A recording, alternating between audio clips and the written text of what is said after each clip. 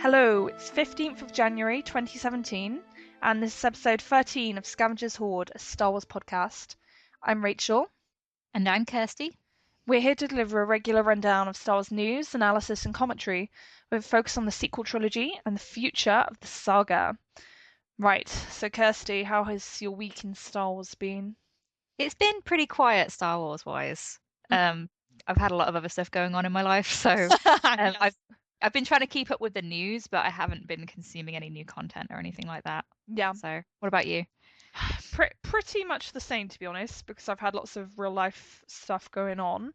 So there really hasn't been that much time to engage with like the fandom and all the stuff that's been going on.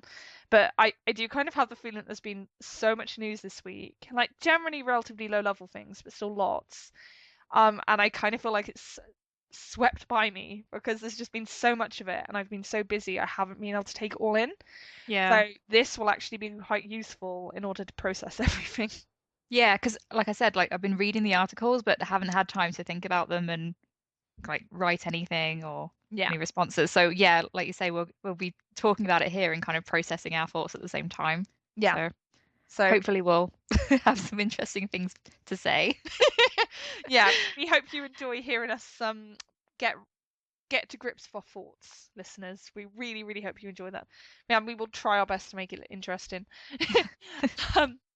Right, just before we move into news, I would like to say a massive thank you to everyone who's reviewed us on iTunes or given us a rating for that matter.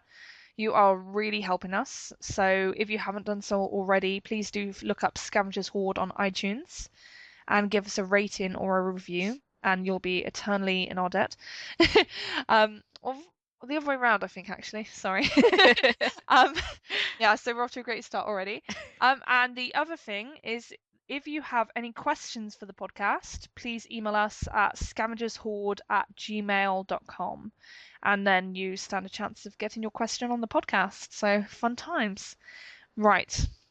Then we will move on to news. And the first news item is that Rian Johnson has been speaking to USA Today about episode 8, and he's basically given a few like quick comments about the film and what we can expect from it. So I will just run through those. And the first is that tonally, episode 8 will emphasize fun. Johnson is aiming for an enjoyable experience rather than a darker middle chapter in the new trilogy. I want it to be a blast and to be funny and to be a ride the way The Force Awakens and the original Star Wars movies were. Point 2. Fans will find out more about their Force Awakens heroes. Episode 8 continues where The Force Awakens left off with the journey of Jedi training Rey, former Stormtrooper Finn, and ace X-Wing pilot Poe Dameron. I wanted to know more about each of them, and that doesn't just mean information or backstory. Johnson says, figure out what's the most difficult thing each of them could be challenged with now. Let's throw that at them and dig into what really makes them tick by seeing how they handle that. Rey develops a strong connection to Luke Skywalker. The new film from the start will explore the relationship between Luke and Rey, who shows up on his remote intergalactic island with his old lightsaber, both not knowing what's going to happen and also having a lot of expectations in her head about how this is going to go. Johnson says, it very much feels like what we all go through in adolescence, the dawning of this new chapter of our lives. The director adds that the deepening of familial themes in episode 8 is a huge part of especially Rey's character, something that was a really powerful part of her setup and something I really wanted to dig into with this. 4. Luke Skywalker is the emotional entry point into episode 8. A longtime fan of Hamill's enigmatic Jedi, Johnson thinks what's going on with Luke Skywalker is the essential question at the heart of the new film. I'm approaching it with a take that I hope feels honest and real and is going to be interesting to folks and makes sense. And 5, episode 8 already has a title. The director knows it. In fact, he's had it locked in his mind ever since he started working on episode 8 a couple of years ago. It was in the very first draft I wrote, Johnson says. So how bad does he want to get that big secret off his chest? I'll just blurt it out right now, he jokes. All in good time, my friend. That was a long article.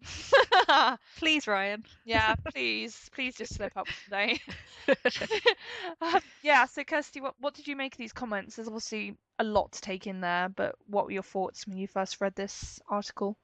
I enjoyed reading it because it's just great to have some stuff from Ryan about episode 8. Yes. But there's nothing here that's like truly shocking or unexpected based on the Force Awakens or what we've already been hearing. Yeah. I Um, yeah. So yeah, sorry. no, don't worry, it's fine. I think that yeah, like these comments, it's really nice to see people finally talking about episode 8 in like some kind of substantial way, and that's really refreshing. But yeah, like you say, everything that he says could reasonably be inferred from how Force Awakens ends. Yeah, I think it serves as a kind of refresher after Rogue One. Um, Yes. to people because this was in USA Today, right? Yes.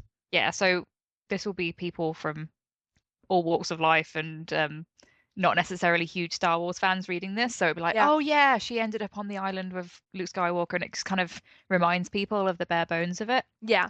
Exactly. and like who the main characters were and everything, and Yeah. So they don't just say Rey, they say Jedi in training Rey yeah, because they don't expect people to have that familiarity with the character. So right. they're really clearly setting it out for everyone. I found some of the reactions to this more interesting and amusing than what's actually the content of the article. Because I actually saw, I think it was on Collider Movie Talk, they were expressing distress about Rian Johnson going on about it being like a fun and enjoyable movie. They were like saying, "Oh, we don't like this some like implication that it's bad to have a movie be dark and gritty and stuff." He's Um, not saying it would be bad. yeah, exactly. I think that like that particular channel on YouTube, they really, really like things to be dark. So when they see things like the Man of Steel trailer and it's all like portentous and like one day, son, you'll raise them up to the level of the gods where they belong. Like it's incredibly self-important and like somber and like all that kind of nonsense when it's just really a silly film about a man flying around in a cape. They like the weight that seems to add to things. But Right. equally on the other end of the scale, just having a movie like be all self-important and somber, that doesn't improve it. That in itself doesn't make a movie good. So I actually welcomed the suggestion that no, we're not interested in making a movie that's dark for the sake of dark. We want it to be fun. We want it to be enjoyable. So Yeah. yeah, I welcome those comments. I think some adult Star Wars fans maybe forget that this is primarily for children. Yes, You definitely. know, there's a lot of depth to Star Wars, and obviously the fact that it is kind of rooted in mythology, um, it does serve as kind of like a teaching tool, or helps people understand things larger than themselves. Yes. But that's also something that's very child friendly too. Mm. So I don't think that just because there's going to be fun elements and humor, and I mean, people always talk about The Empire Strikes Back as if that's really dark, but I don't think it is. Yeah, I think people recollect it being dark when it really isn't. It has some very dramatic, intense moments, but as a whole, it's not really super dark. Like, and I think it's also a question of because of how it ends. It ends on like a relative down point for the heroes, because there's like, oh, what's going to happen to Han? There's uncertainty there, but like I think if anything, that's how dark in air quotes should be done. It's like there's real drama and real stakes, but it's not arbitrary. It's done for a reason to drive the plot and to give the heroes purpose. So Yeah. that's the good. And he compares it to The Force Awakens, which I thought did a really good job of mixing light and dark elements. Yeah, definitely. So you had that obviously an emotional depth to the story, but there were plenty of light-hearted moments and lots of laughs and cuteness from BB-8, and Yeah, there's something for everyone. So exactly. It was very balanced. Um, yeah, and another thing I found interesting is I liked him comparing what happens in episode 8 to being like what happens when you're like going into adolescence and like growing up and like maturing, because like a common comment I've seen, and I think it's also one I've made myself, is that Rey and Finn in particular, they're very much like children mm, in Force Awakens. They seem very like innocent and joyful, and they like don't have any like cynicism yet. So in that way, they do seem very childish.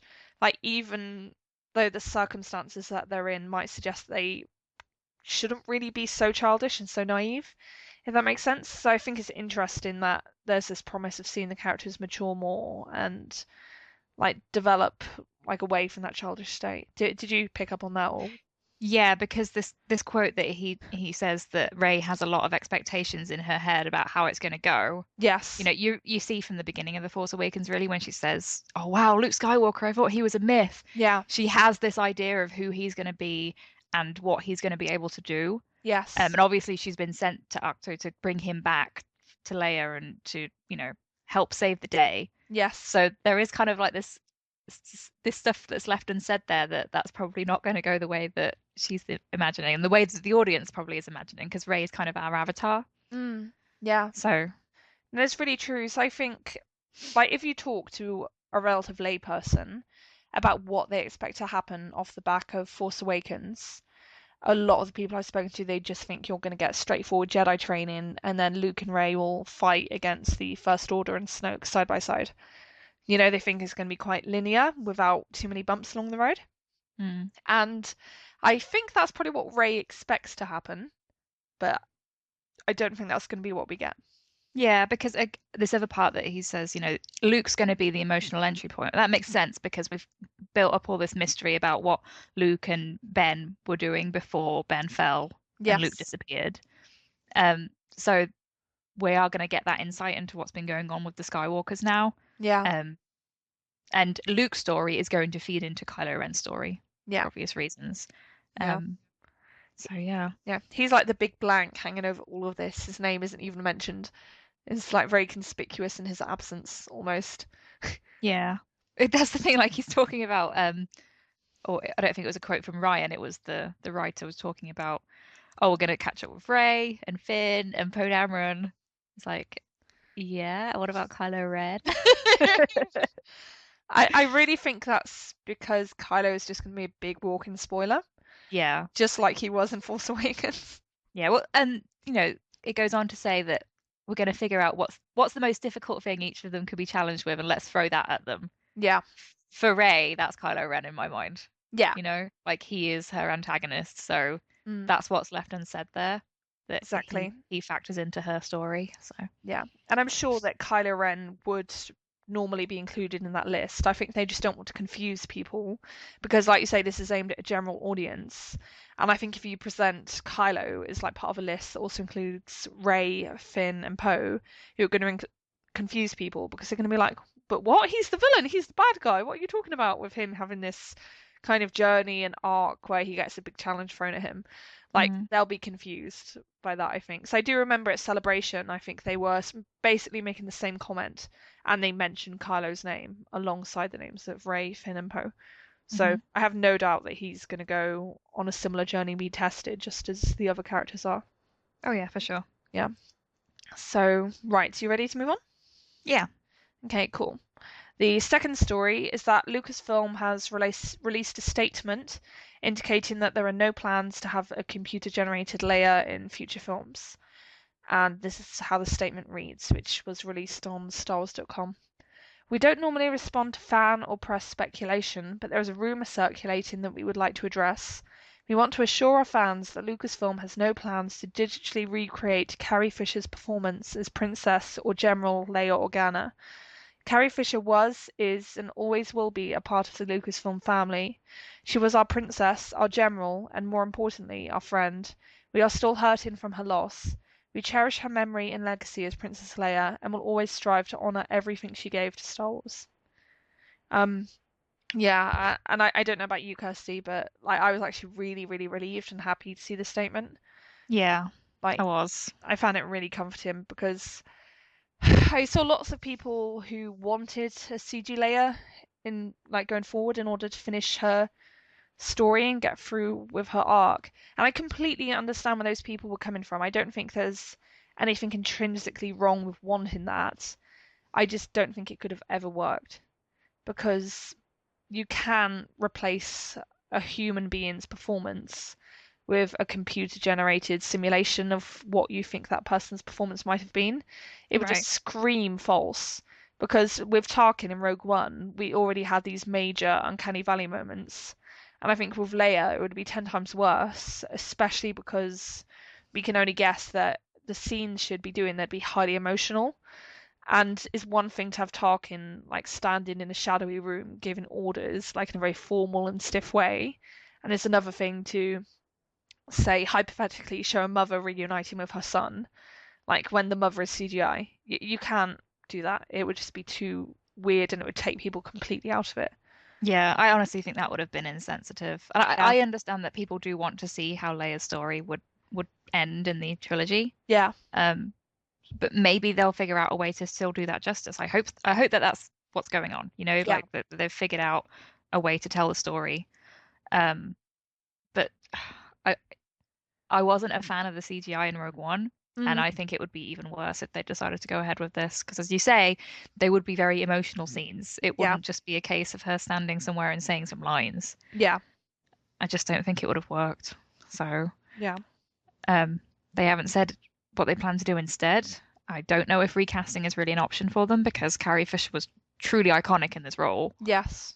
So they might just figure out a way to, I don't know, write the story in a different way that still ends up getting to as close as possible to what they were originally intending in Yeah. terms of the story's endgame, but Yeah. inevitably things are going to have to be different now. So, Yeah. No, absolutely. I think I said once on Tumblr when someone asked me about this, so I think the journey's gonna have to change, but I think the destination will stay the same.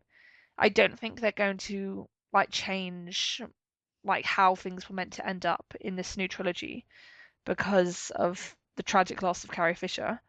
I don't think they do that because for a start that'd be an awful way to honor her because I'm sure she were able to have a say. She wouldn't want them to completely overturn everything that's been planned because of this. She'd want them to persevere and make it as true to what it was meant to be as possible.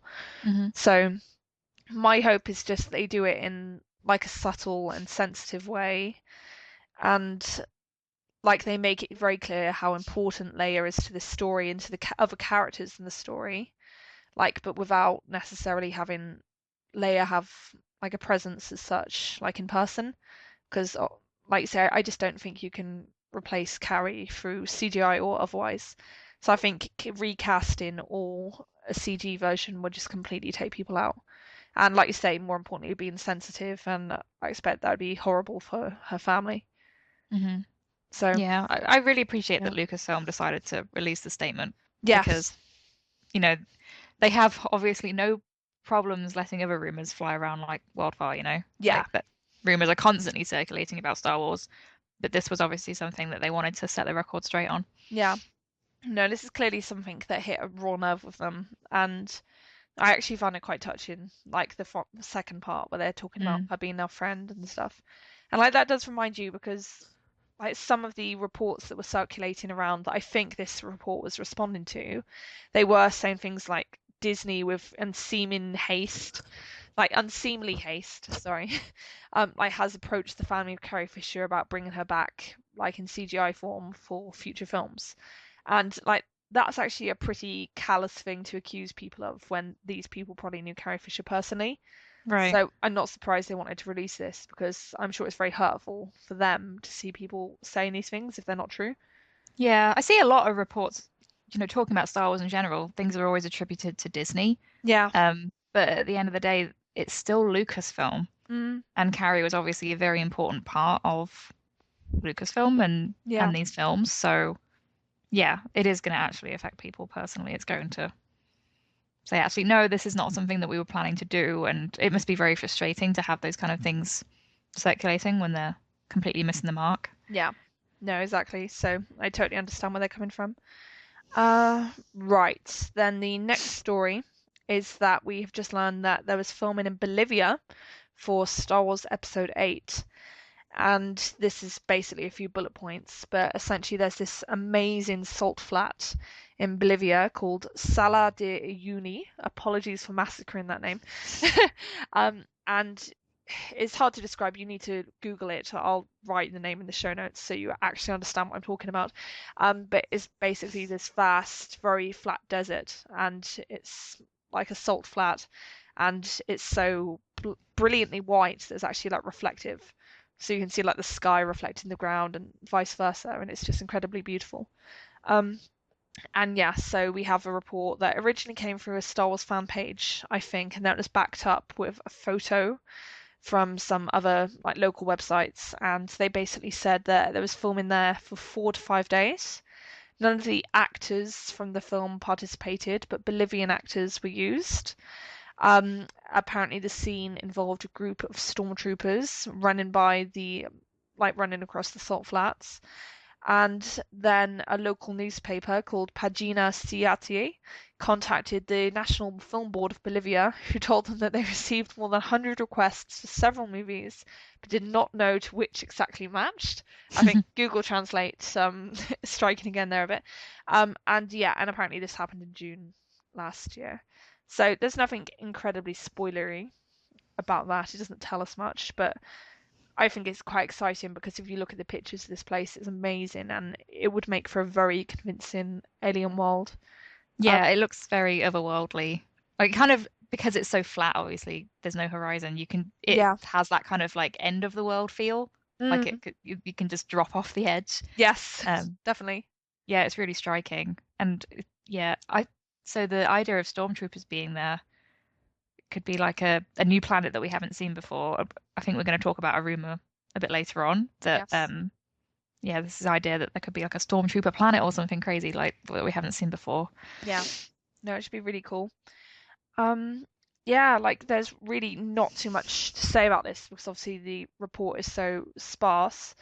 But the main thing that this like highlighted to me is how well they've been able to keep this film secret.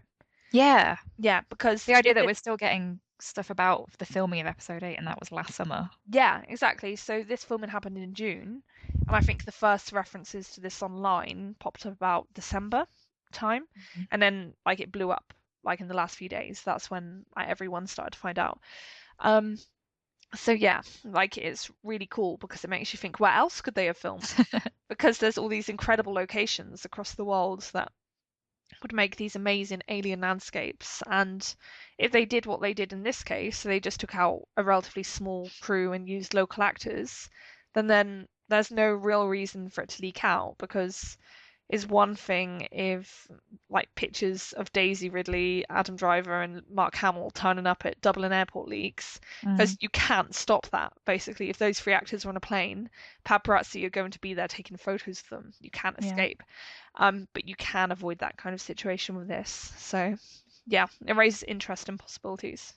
Yeah, I'm guessing that they have a lot of stuff like exteriors on location and then the bulk of everything, especially the most emotionally pivotal scenes, will be at Pinewood. Yeah, So, exactly.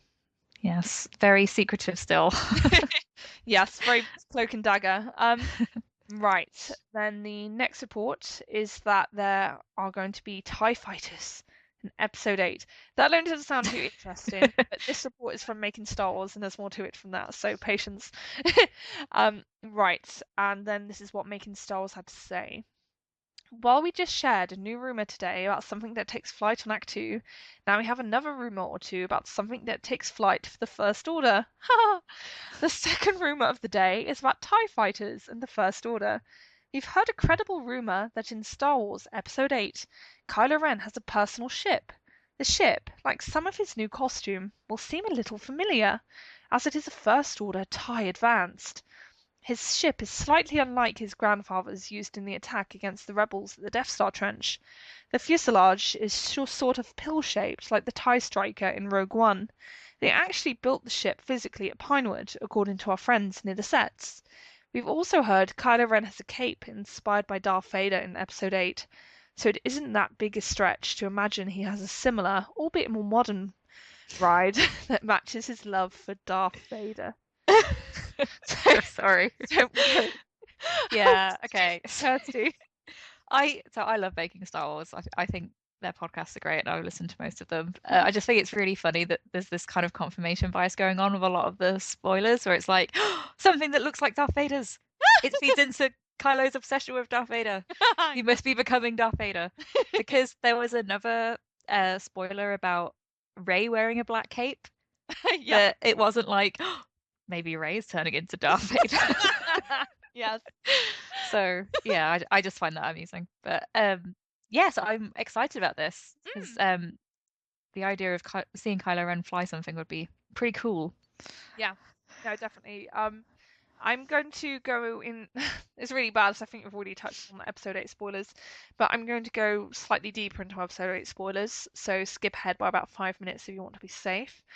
Um, but yeah, basically we have set photos from Ireland showing what looks to be like a smouldering wreckage of Hmm. something.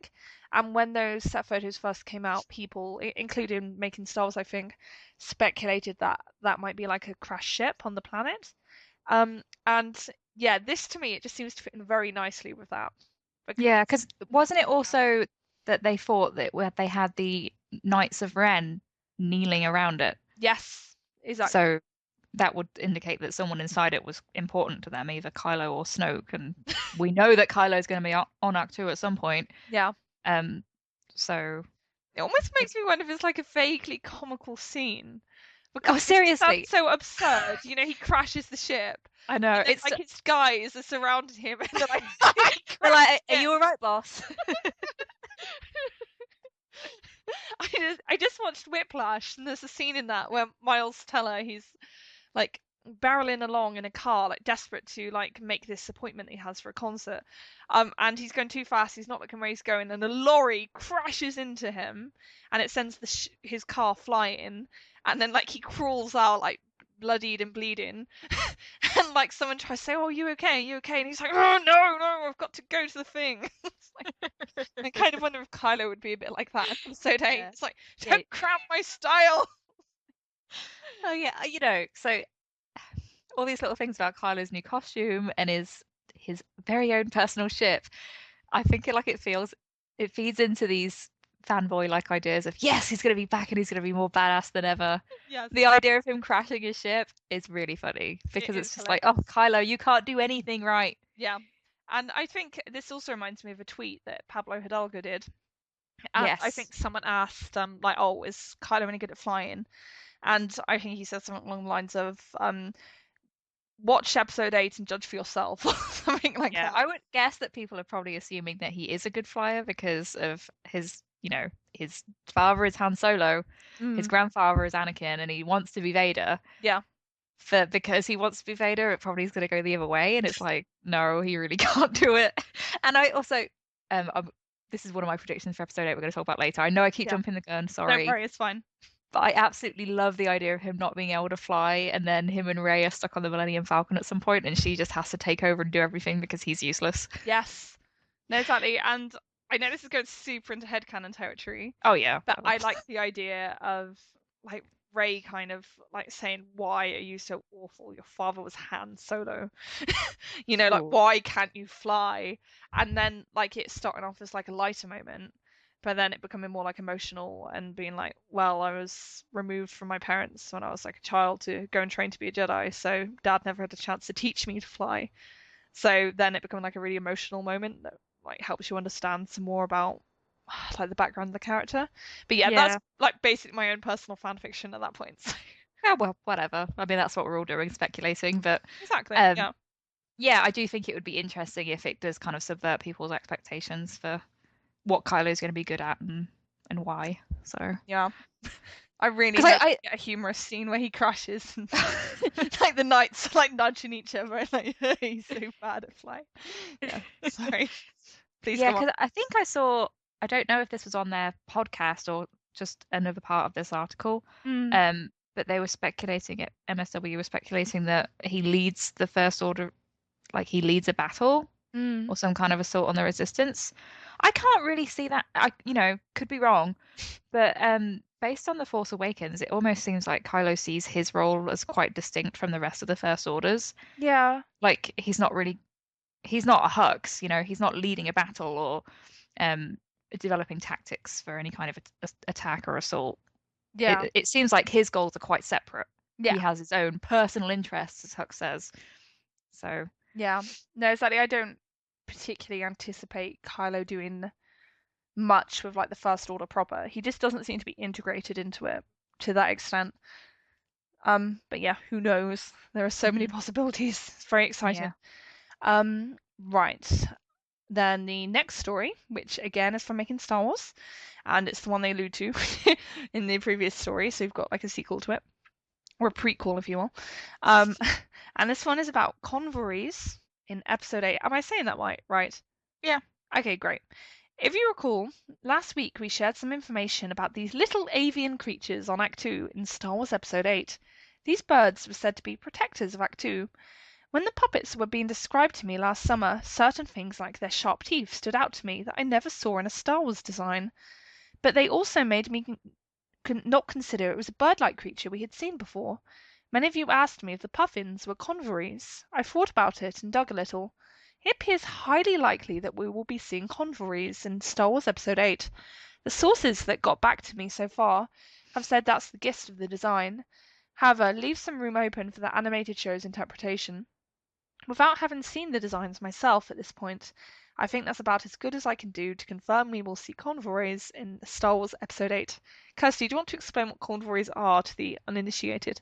Yeah, so we, as it says, we first saw them in the Clone Wars, and they are, and if people have watched Rebels, they kind of see this in the Lothcats as well.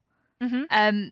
Animals who kind of have this connection to the Force and can hold memory, like almost like living holocrons in a way, which sounds kind of creepy, but that hold secrets and knowledge of the past and allow Jedi to kind of live on in the Force, like and actually this was something interesting I saw the other day, that someone was talking about Irish folklore and was saying that it's said that the puffins who live like around Skellig Michael and that kind of hold the souls of monks. Mm-hmm. So I think that kind of feeds into real world mythology in a really interesting way, right? Yeah, no, that's really So cool. yeah, so it's kind of cool that they were filming, the Octo scenes on this place, and they're kind of like using the real locations, mythology, and that culture to kind of show that Luke isn't alone, and it all feeds into this idea that he's doing something quite important there, and this place has a strong connection to the Force in a very ancient way as well. It kind of goes beyond the most recent Jedi Order that we saw in the prequels. Yes. And this is probably confirmation bias at work again, but this kind of feeds into my idea that the sequel trilogy is really going to be about expanding the lore of how the Force works beyond Jedi and Sith, beyond that binary that the general audience will understand, because we got a lot of that in the Clone Wars with things like the Mortis arc. Yes. So yeah, this search for balance that Dave Filoni's talked about quite a lot in terms of how they're approaching the Force ethos with characters like the Bendu in Rebels. Yeah. So it's exciting. Yeah, no, definitely. I obviously don't watch the Clone Wars, so I don't have the depth of knowledge that you do. But like you, I'm excited by the prospect of this island really being fleshed out as this place that's very significant to the Force and to the history of the Jedi, because I think a lot of people think that Luke just ran away to hide, like because he was frightened or something. Yeah. Like, so for your standard viewer, they're not really going to get at this stage that Luke is actually off doing something important, that he didn't just run away to like cower because he was frightened of Kylo Ren and Snoke coming to get him, which is really, really lame. Like, he actually went with like a purpose in mind, like with a plan for something that he needed to do. And yeah, I think if this island is really strong in the Force, and it potentially has like answers to offer on like how can we resolve this? How can this endless battle between dark and light be resolved and like made? How can people just be made to chill? I think that's kind of something he needs to learn. It's like, you need chill, guys. You need more chill. Yeah, basically. Yeah, because they need to come to understand each other, and while that's something like kind of intangible with the notions of the Force, when you distill that down to the characters who embody the different sides of it, Yeah. I think that's quite compelling. The idea that you have Luke and Rey arguably on this side, and you have Kylo Ren and Snoke, and it's this, ridiculous divide between them. But the idea of having kind of these almost ancient mythical creatures who don't have that same concept in their minds, like the Bendu in Rebels. He says, Yeah. I'm not light or dark. Yes. I'm in the middle. I feel like that would provide it'd be an easy way to kind of catch the audience up to speed with where things are going in terms of understanding the Force. Yeah. And it's not necessarily like dark equals villainous and light is heroic. Yeah. It's probably more realistic almost and relatable to have characters that are kind of in between. Yeah. And I think you do see that with Rey especially. Yeah. No, absolutely. I think it's like mainly going to be a way to just make it more fun and more dynamic for people because there's only so many like campfire conversations Luke and Rey can have about the nature of the Force. Yeah, exactly. It doesn't have that tedious exposition. It's not like him just teaching her, it's her actually experiencing things through meeting these creatures, Yeah. which really connects the Force to this idea of nature, that the Force exists in everything. Yeah. Kind of like how Definitely. Yoda says, it's in the trees, it's in the rocks. Like Yeah. the Force isn't just something like it's not a magic trick. Yeah. It's something that flows through everyone, whether they're Force sensitive themselves or not. Like it's still there. So Yeah. yeah, it's Exactly. really cool. And it's good to have cute little creatures in Star Wars. Yeah, I know that was going to be my closing comment too, actually. It was going to be they are just really adorable. Yeah. Like, again, I haven't seen them in action, so I haven't watched the cartoons, but the pictures I've seen, they're just so cute. And I'm really looking forward to seeing like those animals translated into live action because I think there's ways to do that without making it really like look really corny and weird, if that makes sense. Yeah. Because And like the more little creatures than that you have, the more kind of merchandising yeah, opportunities you it have. actually made me think of Fantastic Beasts. Because Yeah. Fantastic Beasts is full of these like adorable little magical animals, and they are kind of cartoony because they're all really, really cute and they want them to be as appealing as possible, presumably so they can make cuddly toys out of them. But you can buy them as real creatures in this world. So I think they'll be doing like something similar with like the Convorees. But I think Jason had previously reported that they're going to be puppets as well. So I'm sure they will use some CGI because they can easily do flying puppets. But like they'll be a combination, and I think it'll look really good. Yeah. And it has that kind of classic fairy tale element as well, doesn't it? Like Yes. a little, a heroine interacting with these cute little forest creatures or woodland creatures or whatever you want to call them. Yes. Like it's, yeah. I actually saw someone post like screen caps from Sleeping Beauty, the Disney film, like those little birds and owls that like help Aurora when she's in the forest and she's like playing make believe. I'm like, oh, someday my prince. Yeah, it's a classic motif. Like I feel like BB-8 kind of filled that role for Rey in The Force Awakens. Yeah. But yeah, it's Yeah. going to be interesting to see how she interacts with these. Yeah, exactly. I hope it's Disney princess with a twist. Like, because I think Jason did suggest that the animals might be a little hostile to Rey and feel that she doesn't really belong in the island. So it'd be funny, like, if you see these adorable little creatures and they're all like really crabby with her. And they're like, we don't like you, girl. We don't like you. Yeah, because and then when they change their opinion of her, it's almost like you are seeing her growth as a character as well. Like Yeah. she'll have gone through some kind of transition. Yeah, exactly. She has to earn their trust. So yeah, I love how we have such a long conversation about adorable little coloured birds. This is Star Wars. I think it's interesting to think about all the possibilities it has for the story. Yeah, no, definitely. It's even though it might seem like quite a trivial little detail, as I think we've demonstrated, it's the kind of little detail that would have greater implications for things. Mm-hmm. Yeah, because it's not something that they've just made up for this film. If he's right that they are Convorees, it's in existing Star Wars lore, which I think is really exciting that they'll be bringing in these elements from the Clone Wars and Rebels, and the new canon is really tying everything together. Yeah, definitely. Right, and then the final piece of potentially episode 8 relevant news is that Adam Driver is going to promote Snickers.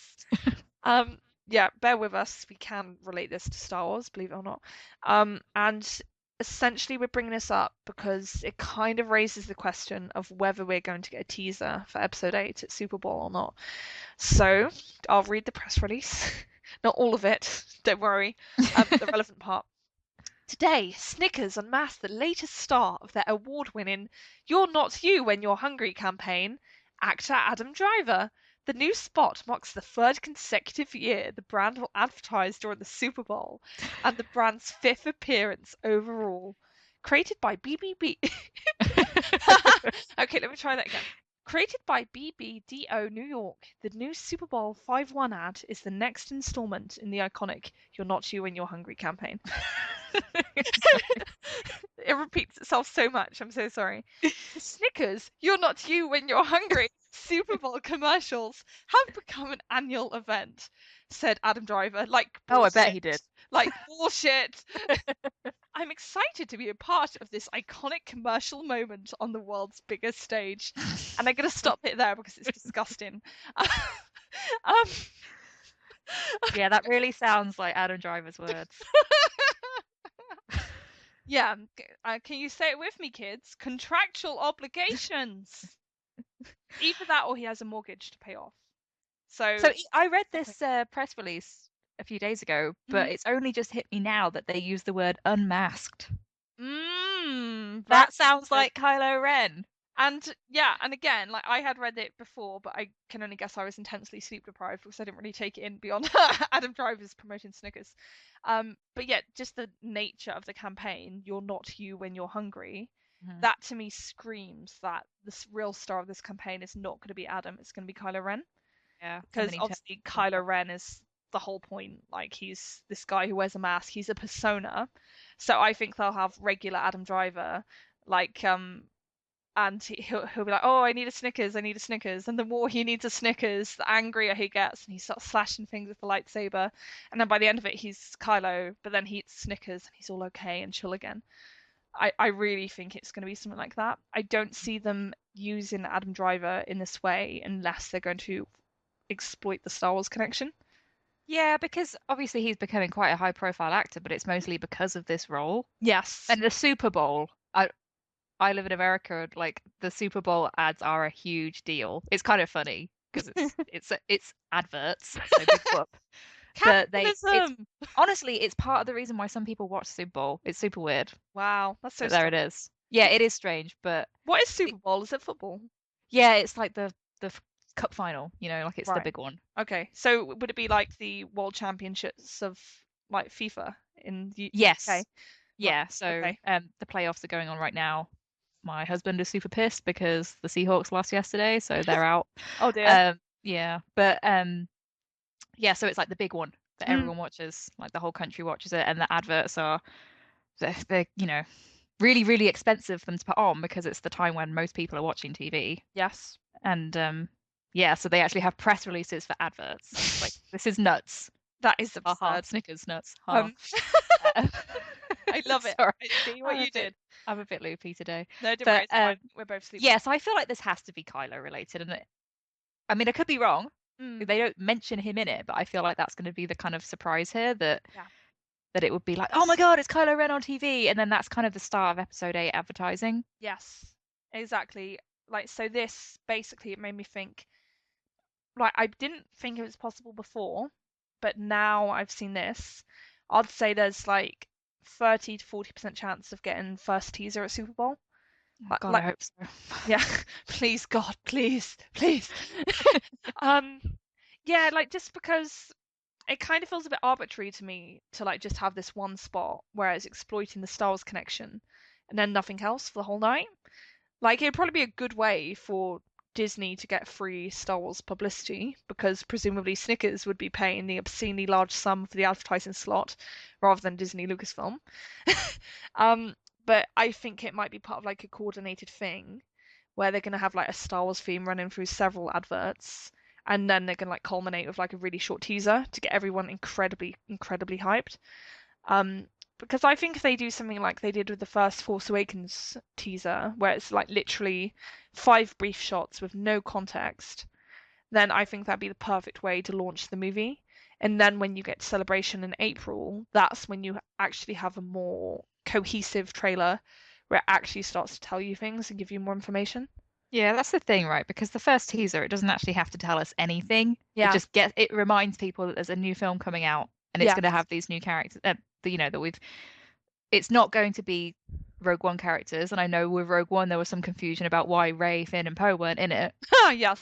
So it kind of reminds people, yes, you are actually going to see where the rest of that story is going to go. Yeah, exactly. And I think they do need to be very clear about the boundaries between Rogue One and this new film. Like now that Rogue One's in the rearview mirror, it's like, okay, we've all enjoyed and watched Rogue One. Say bye-bye to that now. Here's the new one. This is what you need to look ahead to. And it's just so that they can get all those awkward questions about where's Rey and Poe and Finn? And it's like, they're right here. Yeah. So we can get that out of the way.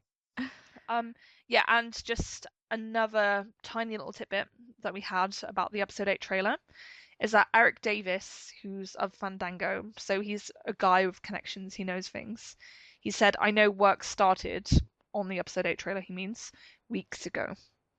So, yeah, that's very intriguing because obviously I'm sure trailers can take a long time to put together, but if they've already been working on a trailer for weeks, that implies they could certainly have something ready for the time of Super Bowl in February. Yeah, So, and if it is just great. that first teaser, Yeah, it doesn't have to show like a story. It can yeah, just be like some clips of like planets and like it doesn't even have to show all of the characters necessarily. yeah. It'd be about building hype, I Yeah. think, and just saying this is the future. So, and I think that'd be useful. Right, then the final news story is about the Han Solo movie. And like essentially it is just confirmation of what we talked about last week, and that is that Woody Harrelson will be in the Han Solo movie. Hmm. And I won't read the whole press release, it's basically just his filmography. But I will read the statement from the directors, and that is, we couldn't be more excited to work with an artist with as much depth and range as Woody, said the film's directors Phil Lord and Christopher Miller. His ability to find both humor and pathos, often in the same role, is truly unique. He's also very good at ping pong. It's good Which to is, know. yeah, exactly. It's very, very charming. um, yeah, so that's really nice to see that confirmed. And Mhm. then the other thing is that we had like a little tidbit from Woody Harrelson himself talking in a Facebook question and answer, I think about another project. And he said, I'm a mentor to Han, but I'm also a bit of a criminal. I don't think I should say much more than that because the Force is not allowing me. Ha! um, so yeah, what did you make of getting this confirmed and hearing that little snippet, Kirsty? Yeah, it's good news. I mean, I said last week I really like Woody. Mm. I would honestly be surprised if he was a mentor to Han and not a criminal. So Yes. doesn't really tell us anything that Yeah. we couldn't have already assumed there, but Yeah. yeah, it's cool.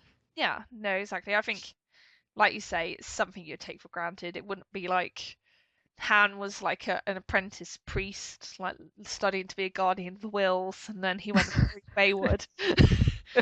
They could do that as his backstory, but I really don't buy it somehow. He's probably like the least spiritual person in the whole of Star Wars.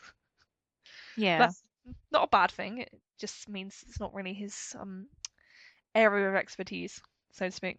Hmm. Um, Yeah, it's good news. yeah, no, definitely. Like, I don't really have much more to add to that because he seems good from the limited material I've seen him in, and yeah, it'll be cool to see him. Right, then we are going to move on to our spotlight section, and this whole spotlight is going to be nothing but episode 8 spoilers. I And feel like we are so bad at giving spoiler warnings anyway. If people made it through news, they're obviously okay with spoilers, so yeah, exactly. I will just reiterate though that we really are going to be talking about everything we know.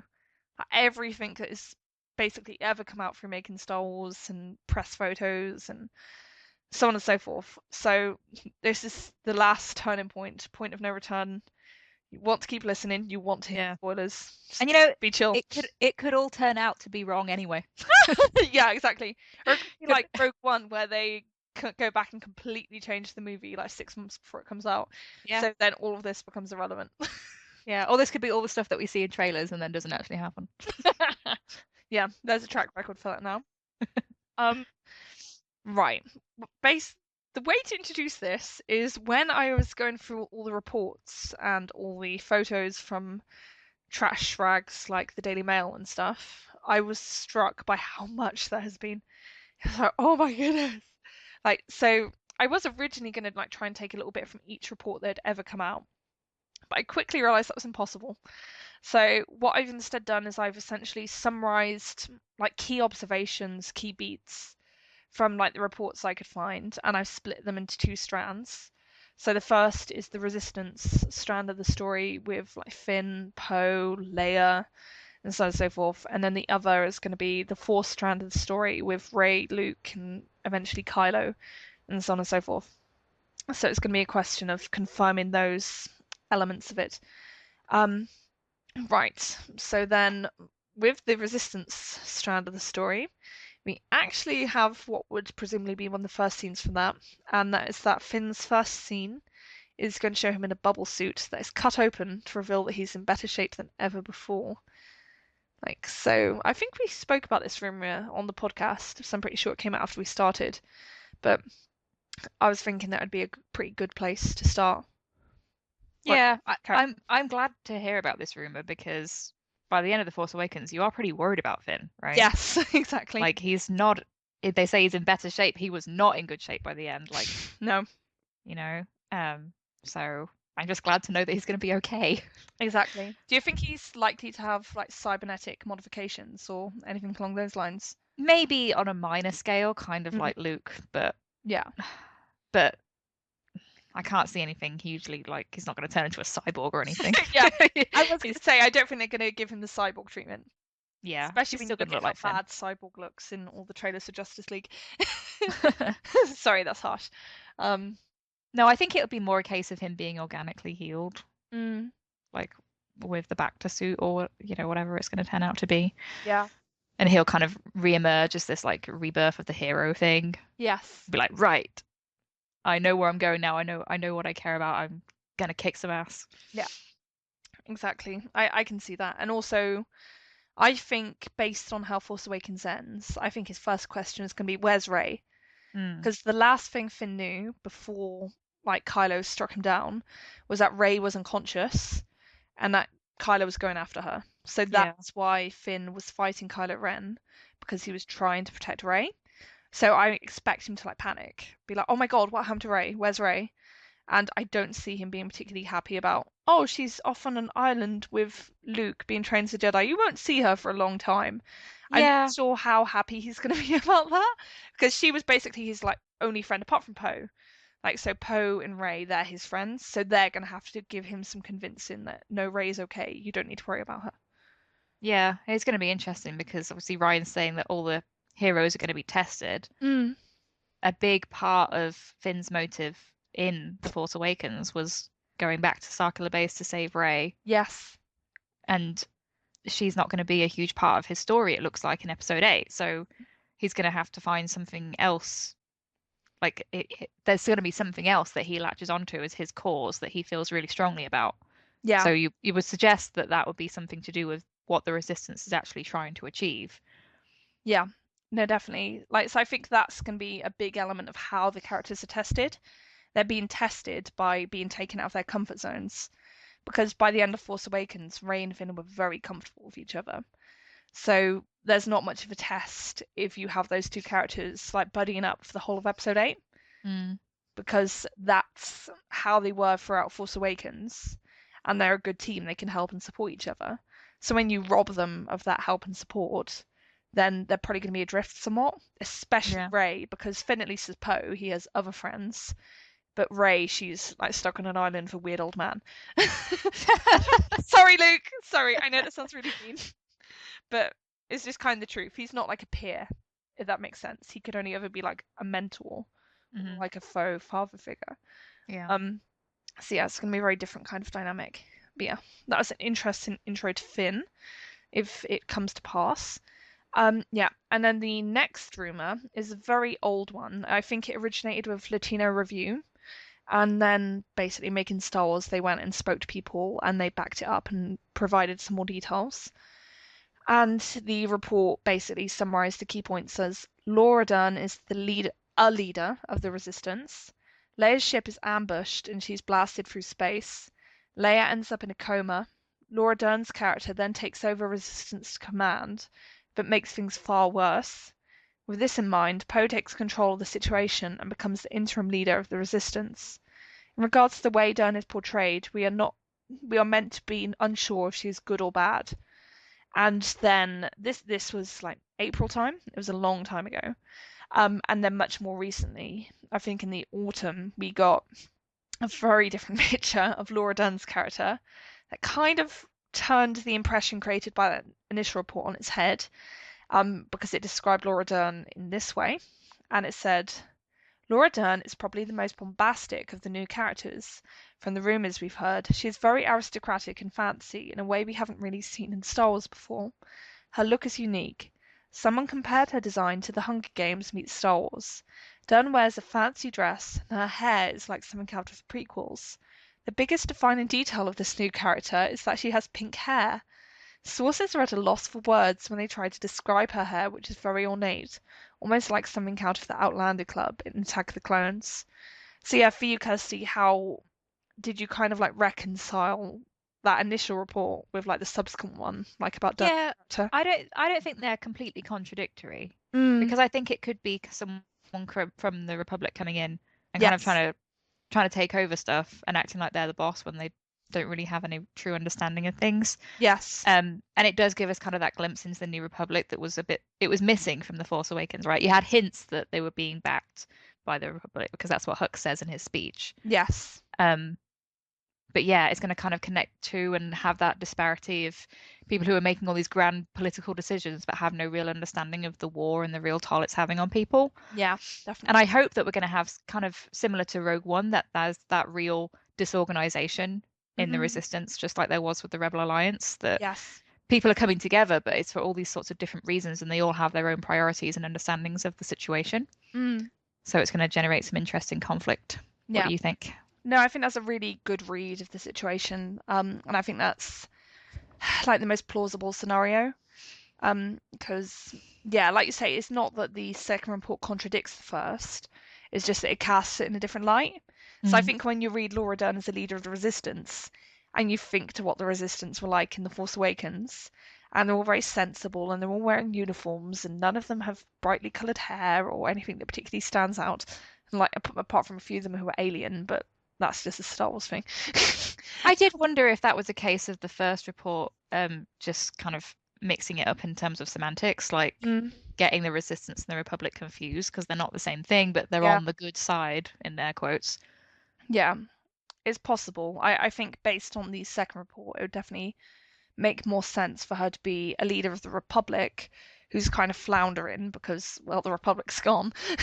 And then she's like, oh God, I need to be important. I need to find like whatever is going to be the new government. So then she latches onto the Resistance and tries to take command of that it, Mm. because like what was her touch point has been taken away. Yeah. So yeah, I think that definitely creates like an interesting political backdrop to it because, like you say, it suggests that there's going to be all this friction and conflict within the Resistance, which is something we really didn't see in Force Awakens, and it was one of the main criticisms people had of it, that like the political conflict all seemed a bit shallow, and that it sometimes was just absent altogether. Like there just wasn't any politics at all. Like presumably because they were frightened about going towards that territory, as they didn't want to alienate people.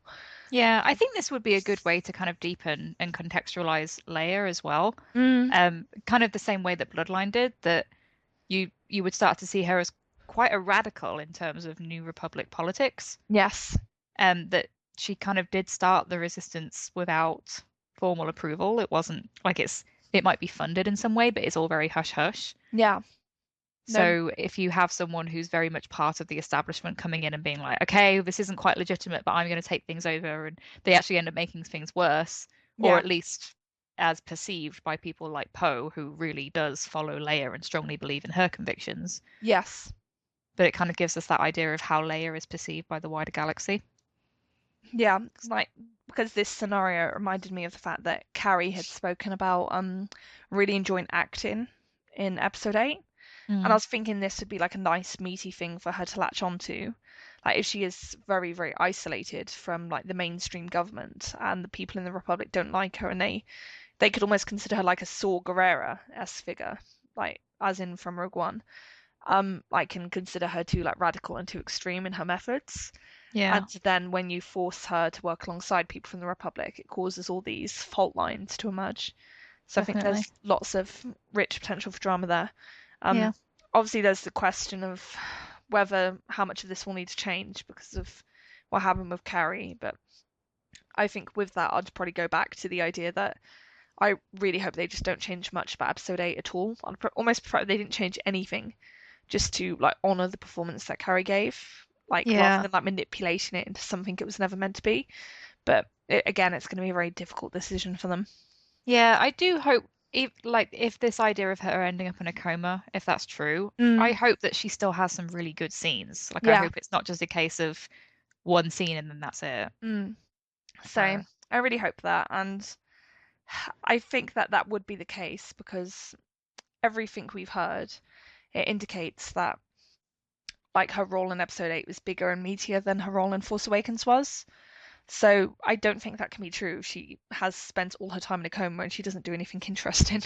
yeah, I hope so because they did film some really cool stuff for Leia in The Force Awakens and then Mm, ended up cutting it yeah. because they were like, oh no, let's introduce her as she's meeting Han, so you're seeing her through his eyes, like how Mm, much things have changed between them. yeah.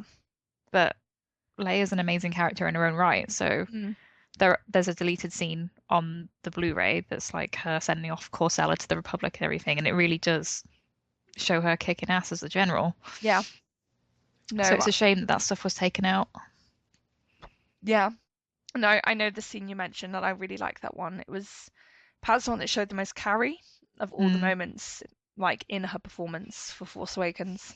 So yeah, it was a shame that that was removed because it also did a good job of like showing how like detached she felt from the mainstream government. It's like something like, oh, they all think I'm crazy anyway. Don't yeah, worry about it.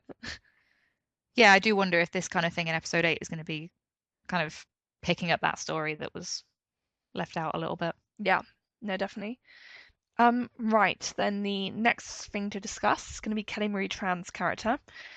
So we have very little information on her, but the sources that we have heard from are heavily implying that she's very prominent and that she spends much of her screen time with Finn.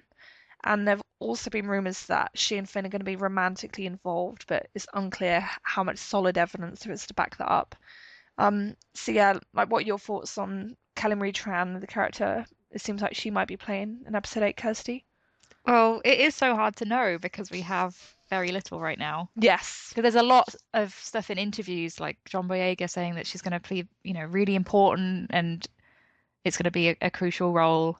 Mm, And Daisy Ridley's been saying the same thing as well. yes. Um, but because we have very little context for that, we know her character's going to be spending time with Finn, but I don't know in what capacity. Mm, I think it was Amanda Ward on Twitter said that she thought that Kelly Marie Tran was being cast as a romantic kind of screen partner for Finn because the early casting calls were talking about a love interest, hmm. but we don't know yet. Yeah. I mean, there's nothing official coming out for that, so Yeah. it's hard to know. I mean, It is. yeah, what do you think? Yeah, again, she's just a big question mark. We know so little about her. I think there were initially plans to introduce Kelly at Celebration last year and presumably be told something about what kind of character she was going to be playing. But in the end, she didn't go on stage, although she was at Celebration wearing a Finn shirt, which is a nice touch. But yeah, I think people, when they think about that character, they think back to the fact that there were actresses auditioning for like the new big female role in episode 8 and they had to do chemistry tests with John Boyega. So Right. I think that's where a lot of the rumors about romance come from. But then there's like the question mark over how much that role has changed and like whether it's even the same role that Kelly ended up getting. Because I know Mm, they were introducing, sorry, they were auditioning people like Gugu Mbatha-Raw and I think Tatiana Maslany and like these very, very talented and accomplished actresses like in their like early 30s. And I think there's been some confusion over whether they were going for Kelly Marie Tran's role or like another role. And yeah, so who knows? But I think it is clear that Kelly Marie Tran is playing a character who will be very important to Finn's strand of the story. yeah, and we might think that there's a possibility of it being romantic, but you can have a chemistry reading even if that's not what's going to happen. It just means Yes. whether they'll have a compelling dynamic in Yeah, some capacity. So exactly. So I think John and Daisy had to have chemistry readings. And like as they've since made clear, they're not really meant to be a romantic couple. They're just meant to be characters who spend a lot of their time together and form a close bond. mhm. So it could be like that with Finn and Kelly Marie Tran, but equally it could be a romance. So I just don't think we know enough either way to form conclusions. Yeah, but it looks like their story is going to at least take part in some capacity on the Dubrovnik set in Yes. Croatia. Yeah. So that's kind of like that glamorous planet where they had all those people in swanky outfits and Yes. yeah. No, exactly. That was going to be what I got to next. Because we probably have the most material from Dubrovnik in Croatia, like of anything from episode 8 filming, because it was like every day there was a new spoiler report with dozens of photos from the paparazzi. It was ridiculous how much leaked out. Um, but yeah, so essentially they did about a week's worth of filming. I think in Dubrovnik in Croatia, which is the location that has previously been used for Game of Thrones. And like we basically have a list of points about things that happened there and things that were seen and so on and so forth. This is incomplete though because there's just so much, it's difficult to know where to begin. So Making Star Wars have said that the Dubrovnik planet features in the later half of the first half of the film, which is interesting. The planet has something of a sophisticated and glamorous feel. Like there was a cruise ship, for example, used for filming, and the deck was filled with smartly dressed extras, including aliens. And then the alien city on Dubrovnik, it appears to be very technologically advanced. There's like fancy fittings around all the doors. There's like lots of illumination. Like there was modifications to the fountain, and it just went on and on. Um, and there's also been reports that the planet features a casino. So a place of vice and villainy, presumably. And then there was a scene that involved doubles for Finn and Killamuri Tran's character riding down a street on the back of what can only be described as a large white horse with long ears. Not making this up, it's not a fever dream, it's a thing that happened. And then there was also a speeder chase that was filmed with one speeder appearing to be cut in half. And then there were potentially doubles for Rey, Benicio del Toro's character, and Laura Dern's character present, although it's very spotty as to whether you believe those reports and how well informed they are. And yeah, then there's just lots of other random stuff. There were like people standing on the city walls of Dubrovnik doing filming there. You could see the horse's head on the city walls. And I think there was also some stuff that looked like it might be Jedi things going down, like people being flipped over walls and things. So, yeah, that sounds horribly incoherent, so I apologize. But there's just so much. So yeah, what's your impressions of Dubrovnik, Kirsty? Well, there's some things that, if they're all true, don't quite fit together. Yes. So the idea of this being in the first act, I don't quite buy the idea of Rey being there because she would be on Act 2 still. Yes. We've actually heard rumors that they're going to be there. Like, well, there's no rumor of them actually leaving the planet yet. So if they were going to leave that early, we would probably already know, or at least have an inkling. Yes. So not sure about that. But it all sounds very exciting and glamorous and kind of in that James Bond feel, you know? Yeah. Like something amazing goes down on the casino planet and there's like a chase and they're riding on a horse. It's all very epic. Yeah, exactly. It sounds absolutely bonkers, but in a good way. I like that it sounds so zany and crazy, and I think this could well fit into like that fun vibe that Ryan was talking about, Yeah. because it does sound very exciting to have this kind of maybe like espionage plot on this really glamorous setting, and then all this like crazy nonsense goes down with like chases and horses and stuff. Yeah, and I think the confusion over Rey, I think that probably emerged because Chloe Bruce definitely did 100% go out to Dubrovnik to do filming, but there's no indication that she was there in the capacity as Rey. So they could have just been using her as like another stunt woman, like to do the other stunt work that had to be done on that location. So there's nothing to say that Chloe Bruce was there to perform as Rey. So I think that might be why that was the source of confusion. But Is that something that normally happens then? Like they would have a stunt double in more than one role? I'm not familiar enough, to be honest, with like how these things work, but I do kind of wonder if they book out like the time of these like stunt professionals and then say there is like a 2 week period where they don't need her to do any stuff for Rey, but they do need people to go out to Dubrovnik. So they're like, oh, Chloe, we don't need you to do any Rey work for the next 2 weeks, but would you want to come out to Croatia with us and help us out with some stunts there? Right. Like, I could see something like that happening, but I'm really not well informed enough. Yeah. I'm sure it's quite complicated with contracts and stuff and what people are obliged to do. Yeah. I mean, based on kind of what we're hearing about these chases going down and stuff, that does sound like an Act 1 kind of thing because they're in this place where everything seems calm and sophisticated, and then all of a sudden something big happens. Yes. And then that makes Finn and Kelly Marie Tran's character realize, oh, there's something big going on here that we need to get to the bottom of, or Mm, need to develop some kind of strategy, yeah. and then that kind of propels things through the story for them. Mm. I've seen it suggested that the Dubrovnik planet might be like a hotbed of like first order sympathizers or Right. something like that. So it seemed very wealthy, and casinos are like often synonymous with like corruption and things along those lines. And we obviously know that the first order had to get funding from somewhere. It'd be kind of cool to think about Kelly Marie Tran coming from like a wealthy family Mm, that do have first order connections, yeah. like a strange parallel to Finn. Yeah, no, that would be really cool. Because yeah, everything we've heard about Kelly Marie Tran's role suggests that it's quite juicy. So that suggests that she has an arc in her own right. So Yeah. she's not just there in service of Finn's story. She presumably has her own arc and her own journey to go on. So yeah, something like that would be cool, where she like maybe comes from a first order family, but she has like doubts and she would decide she wants to help the resistance, so reaches out to them to try and like offer information that will help them.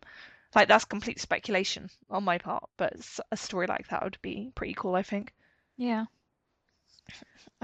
Right. So then, the final like big bit of information we have about this straight of the story is again about Finn and Marie Tran's character, and it's essentially a bit of a weird one where Finn and Kelly's characters, as along with a resistance technician, they are going onto either a first order ship or they're already on like a boarded resistance ship and they're like setting bombs. Um, and yeah, it sounds like a bit of a weird one because again, it just lacks the context you would need in order to decipher what's happening. But it clearly suggests that Finn and Kaneri Tran's character, they're still together and they're still like a team, a partnership, working beyond all the like presumably espionage stuff that happens on the Dubrovnik planet. Hmm. So yeah, again, it adds support to the idea that these characters are together for quite a big chunk of the film. Yeah. And that would indicate that they've kind of developed a bond of some kind and Yes. they're working together. So we've heard kind of rumors or at least speculation from fans that Kelly Marie Tran's character is going to somehow betray Finn in some Mm, way or not quite be who she says she is at first. yes. Um, Again, that seems not the betrayal aspect, but like the idea of pretending to be someone you're not. That's almost like Finn to Rey in The Force Awakens. Yes. It takes a while to come clean about who he is. Mm, Um, and then that in some way could challenge Finn or maybe like have him self-reflect and look past who someone is in the way that they would first identify themselves. Like he realizes that, well, he had a chance to make things right for himself, so maybe she deserves a chance too, you know? yeah, no, definitely. But again, total speculation because that's what we can do here because it Yeah. is real bare bones. Yeah. Like, the idea of them planting bombs, or we see Han and Chewie do that for a few seconds in The Force Awakens, but it's not, That's like not it's the so point hard of to the scene. exactly. Yeah. It's the point is the character interactions, but Mhm. obviously Exactly. there's a huge amount of action that goes down in Star Wars too. Yeah. And that we really just have these very skeletal details, so we don't really have anything on character dynamics, which is where the whole meat of this lies.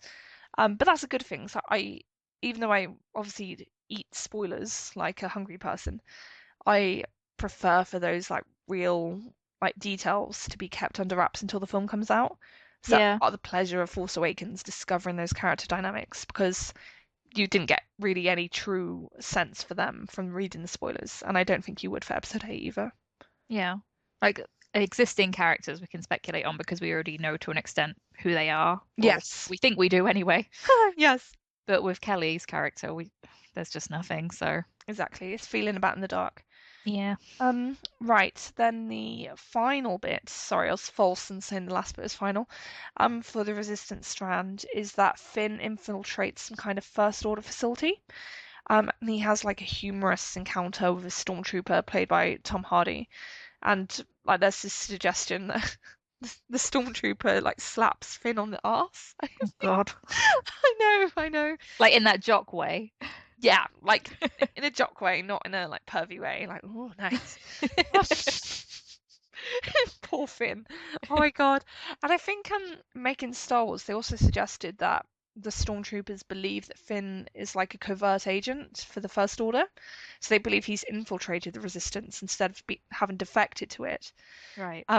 Like, and this has presumably been done like as a means of keeping there from being a full-scale revolt amongst the stormtroopers, because obviously they heard a story of this one guy breaking out and becoming successful and heroic as part of the Resistance. That could very well inspire like widespread dissent. So that's something they really need to stop. Yeah. This is the kind of scene that I can see John Boyega playing so well. Yes. He's so funny and charming. Like Yeah. I just think it would be brilliant. Yeah. No, definitely. I think there's potential for it to be really funny.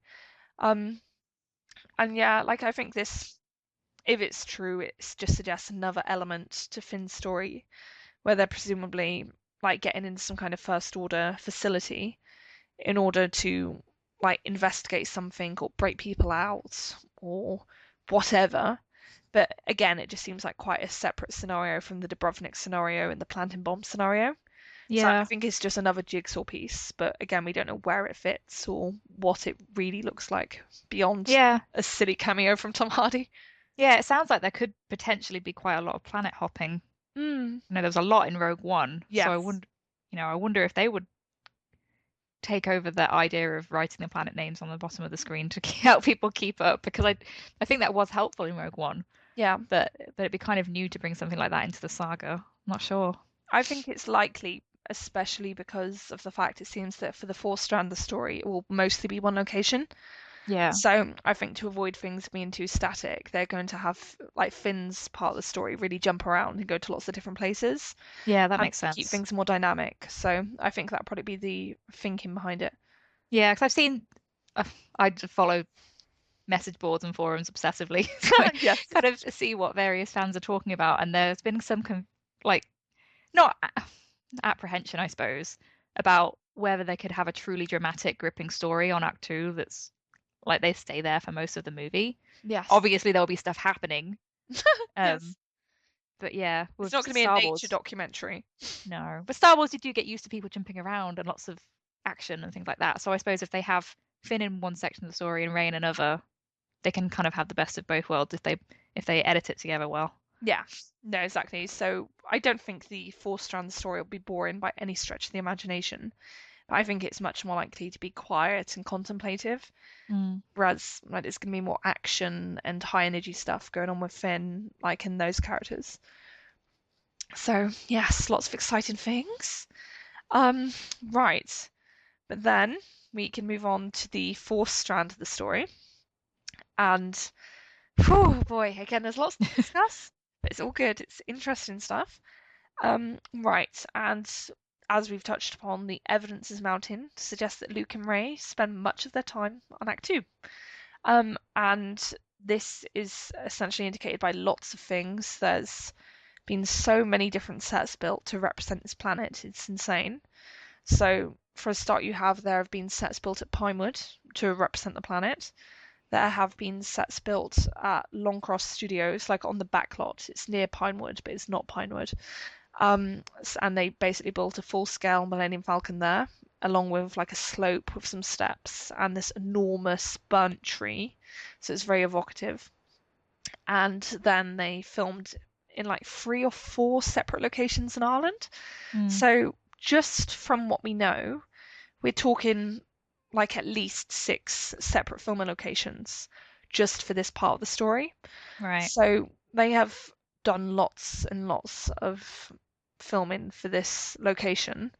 So that really does seem to lend credence to this increasingly concrete belief that, yeah, most of their story happens there. Yeah, and it adds into that fact, like that idea that Luke is there for a really important reason. He's not Yes. just on this random island in the middle of nowhere, and Rey turns up, and then they'd okay, let's leave, let's go back to the Resistance. Can you imagine what a waste of time it would have been to like scout that planet for Force Awakens if like nothing significant happens there apart from Luke's there and they just get him off and they never go back ever? Yeah, It's so It's just- pointless. yeah, it would just. I don't think that would have done justice to Luke, right? Like Yeah. he can't just be there hiding, like you say. He has to have been doing something important, and we kind of know from Bloodline that he and Ben were around. They were traveling around looking for ancient Jedi lore and artifacts and stuff like that. So Yes. this is something that he's dedicated his life to. Like since Return of the Jedi, this is the kind of thing he's been doing. Yeah. So it's really gonna factor into what we can come to understand of Luke. Yeah. So it's really exciting. Yeah, it definitely is. I don't think people should be afraid by the idea of lots of their story happening in this one place, because lots of exciting things can happen in one place, like as we will go into when we discuss these rumors. Um, so yeah, the first thing to discuss, I guess, is probably Luke himself. And there's rumors going back to the days before Force Awakens, and they basically indicate that Luke has gone like a bit crazy while he's been alone on the island. And this kind of vibe has been resurrected in more recent reports from making Star Wars, because like whenever they describe Luke's appearance, they go on and on about how filthy he is, and they just make him sound deeply unpleasant. Oh, I think it sounds so harsh, but it I seems know, to I know, I me. sound really harsh. I do. No, it's not you. It's like those reports and this idea that, like, they use the word crazy. You Yeah, know, yeah, it sounds to me, if anything, it's like he's been off by himself or like with animals and focusing on the Force. It's like he doesn't care how the wider society perceives him yeah, anymore. But you kind of get hints of that in Bloodline as well, right? That yeah. Leia's still very much like part of the political establishment, Mm, but he is kind of perceived by them as like this old kook yes. almost, it's like, oh, the mythical Luke Skywalker. Yeah, We hear that he took down the Emperor himself, and like it's all hearsay. Like he's he's not part of he's a mythic figure, yeah, and you kind of get that from how Rey responds to hearing about him as well, right? yeah. That he's Exactly. almost a god, you Yeah. know. I So think this idea that he's become incredibly powerful, and with that comes this like these notions of madness or a disconnect to yeah. society is really interesting. I definitely think that's going to be what it is. It's going to be a disconnect. So, like, I doubt he's literally mad, but it will be that, like, he doesn't really care for norms. So, like, I think he might seem shockingly callous in terms of, like, his attitude to the struggle that's going on with the resistance. Like, because I expect Rey goes there fully expecting to say, "Look, Luke, we desperately need your help. Your sister wants you to come back. Please come back and help us." And Luke's like, "No, the best way I can help her is for us to stay here and to Hmm. learn about the Force." And I can see Rey finding that incredibly frustrating and like aggravating her to no end, because she'll probably just want to go back to Finn. Because again, based on how Force Awakens ended, she had to leave him like when he was still in a coma. She didn't know if he was going to get out of it or not. So just as Finn is going to be worrying about Rey when he wakes up, like Rey is going to have Finn on her mind at the start of Force Awakens. So yeah, I can see that separation from her friend in particular, like cutting deep for her and making her feel a bit alienated from Luke, because she'll probably resent him for keeping her like on this island rather than just doing what Leia wants him to do and going back. Yeah, I think with the younger characters, there's this idea that this is fresh conflict, um, and it's, oh, we have to solve it right now. Mm. Whereas for Luke, it's almost like this idea of history's repeating itself, Yes. that he fought so hard and brought his father back, and yet things are happening just the same way again with his nephew, Yes. or at least it seems that way now. Yeah. And there's the idea that, the First Order rose almost immediately from the ashes of the Empire. Yeah. Like the New Republic didn't really solve anything. Mm. So there were still these underlying issues, and it obviously has this real world relevance. Mm. So yeah, I feel like Luke's going to be just super jaded and bitter about the whole thing, and like, hey, I'm actually focusing on things that are really important, like the nature of the Force. Yes. That it has this um esoteric idea, that Mm. this is the stuff that really matters and is eternal, Yeah. unlike these conflicts that will just be going on no matter what. Mm. So So I can see him almost being like scornful of like what he would at this stage consider like petty concerns, yeah. like Rey's concern for her friend, Rey's longing for her family, like all that kind of stuff. I don't see Luke wanting to dwell on that at all. Like, so I can see him learning a bit from the Yoda school, like not to the same extent, because I'd like to think that Luke recognizes the importance of love and compassion, because those things were so integral to his own success in turning Vader back to the light side. So I would hate to see him being dismissive of those qualities, but at the same time, I think he would have like a more mature like a nuanced perspective on things that would make him more confident to say, like, I know these things seem really, really important to you, like your friend and finding your parents, but trust me, there are more important things. Like our mission here, my purpose here in particular, is extremely important. We need to see it through.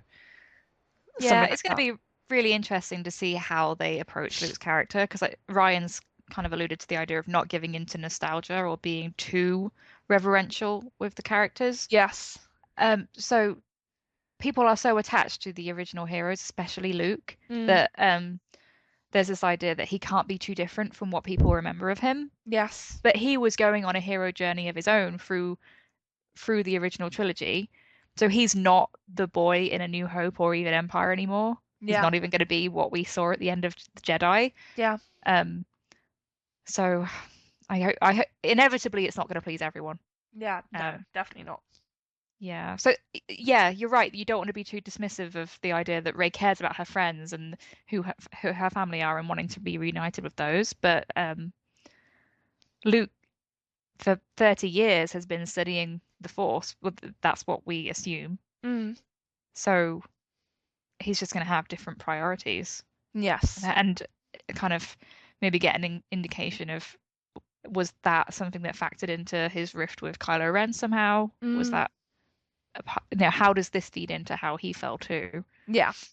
Exactly. So we are clearly going to find out more about what happened in the past, as well as learning about how things happen after The Force Awakens. Um, right, yeah. Then we have the story that we've obviously already touched upon about the avian critters, like potentially convorees, who are attuned to the Force and maybe guardians of the planet. And Megan Stores, they've suggested that Luke has permission from these creatures to be on the planet, but Rey doesn't. And kind of separately from that, they suggested that Rey has to fight a giant sea monster. I know this sounds like the ramblings of a crazy person. I'm sorry. And This they, kind of reminded me of what you were talking about last week with Moana, that mm, maybe there's this idea that she has to initially fight the monster, but ends up taming it somehow or yes, becoming its friend. That would be nice. yeah, no, I think that'd be really nice. So they've making stars themselves. They've speculated that fighting this monster, that might be a kind of test for like Rey to gain acceptance on the planet. They weren't certain of that at all. That seemed to be just their own saying this might be a thing that happens. Mm. But yeah, like you, I think that's a nice idea. I don't think they'd show Rey like slaughtering it and cutting its head off because it's not that kind of story. Yeah, it kind of reminds me of a moment in Dark Disciple Mm, where the characters have to do something like this. Yeah, that it's not necessarily about defeating and slaying, but yeah, that you learn something about yourself. Like I feel like something like this, while it seems silly in isolation, it would mm. help Rey realize something about herself. Yes, absolutely. Mm. It's a very interesting scenario. Um, and yeah, then there's also the suggestion that there's been a puppet Yoda built for episode 8. And I think Macon Stars also suggested that they've had Frank Oz over for some of the filming and that they actually like built holes like underneath the set like they did for Empire Strikes Back so that they could have the Yoda puppet like be puppeted from beneath and then like run across the set and like interact with the characters like in a dynamic way. Mm. So yeah, that seems really exciting. And obviously it suggests that Yoda's coming back. One would imagine as a Force ghost, because Hmm. I don't see what other capacity Yoda could be coming back in. So I don't see them going into a resurrection subplot. Um, but yeah, no, that's really cool. The prospect of seeing Yoda again. Like, have you got any thoughts about what kind of purpose he could serve in the narrative, Kirsty? This just kind of occurred to me. Hmm. If we are right in this idea that there will be this conflict between Rey and Luke, Yes. maybe it somehow shows an evolution in Yoda because after what happened with Luke and Vader, Mm, Yoda to an extent was kind of proven wrong. yes. So maybe he'll be reflecting on how his perception of things have changed now. Like Yeah. even him, someone as wise and old as he was turned out to be incorrect in the face of like youth's optimism and Mm, belief in what could be right. So maybe Yoda somehow finds a way to like make Rey understand what Luke's been up to and why he's changed and evolved and help her kind of bridge that gap. I yeah. could be completely off base here, but I think I that feel sounds like if they're cool. gonna Yeah, if they're going to bring Yoda back, it has to be for something, Yeah. like not I, just a comic relief or anything. I like the idea of like Yoda being there to be on Rey's side. I Yeah. think that's really cool, and it kind of goes against what you'd expect. So I do find this idea of Luke going off in search of this Jedi lore really interesting, because I really do think that Luke, he probably had this very real sense of guilt for not finishing his training, because you see that in Return of the Jedi when like Yoda dies and you realize, oh crap, like that ship has sailed. Yeah. You know, at that point, and obviously he can still see Force Ghost Yoda, and I'm sure Force Ghost Yoda can tell him stuff. But when Yoda dies, that's like a repository of knowledge of the Force that has gone forever. So I Mm. think that lack probably feeds into Luke's desire to learn as much as he can about the Force and the Jedi. And yeah, I just find it interesting. So I think there's a real possibility that in trying to compensate for that lack, Luke overcompensated, and he kind of became like what he said he wouldn't, like as in like he did maybe move away from like the humanistic perspective he'd had before, like in trying to attune himself with the Jedi and to become more knowledgeable about their ways of doing things and their teachings. Again, that's completely speculative from my point of view, but I just think that's an angle they could take, and I think that might explain what Making Stars have suggested about Luke urging Rey to kill Kylo. Like, because it seems like a very odd perspective for the man who like had endless compassion for his own father to take, to say, no, I want you to go and kill my nephew. You know, that doesn't really jive with the Luke we last saw in Return of the Jedi. Yeah, that I have kind of a hard time with that spoiler because I put great stock in making Star Wars. They haven't got absolutely everything right. They do walk things back sometimes and did with The Force Awakens, like this, fully admit to things when they don't quite hit the mark. Yeah. But if I'd heard that from anyone else, I don't think I'd have been able to believe it Yes. because it does seem so out of character for Luke because of what we know, he went through with Vader. Mm. And he's talking about his nephew who he saw grow up, presumably. Yes.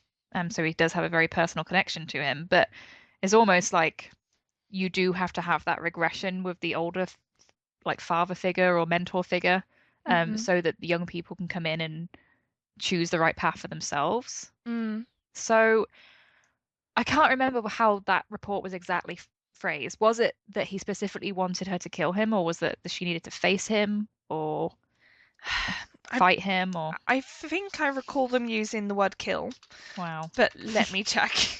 Yeah, because it's obviously a big deal, Mm. like what the hell happened to have someone who had faith in his father, who he had never seen as a light side user, Yes. who wasn't raised by him or anything, say, no, there's no hope for my nephew now, Yeah. who we know is a conflicted person, Yeah. but maybe it's a case of, okay, well, he killed his father. That's something that I could never have done. Yes. Yeah. I don't, yeah. Yeah. No, I've got the article here and it says, from what I've heard a few times, Rey is reluctant with, if not angry at, Luke Skywalker because she has to kill Kylo Ren and she doesn't want to do it. So that is different from what I was suggesting before, because it is not necessarily saying that Luke is the one who says you have to kill Kylo Ren. It's saying it's almost presenting the fact she has to kill Kylo as like an objective fact, not necessarily from Luke. Like, but like Luke is presumably going along with this and suggesting that yes, you need to do it, whereas Rey is the one resisting that Mm. proposal.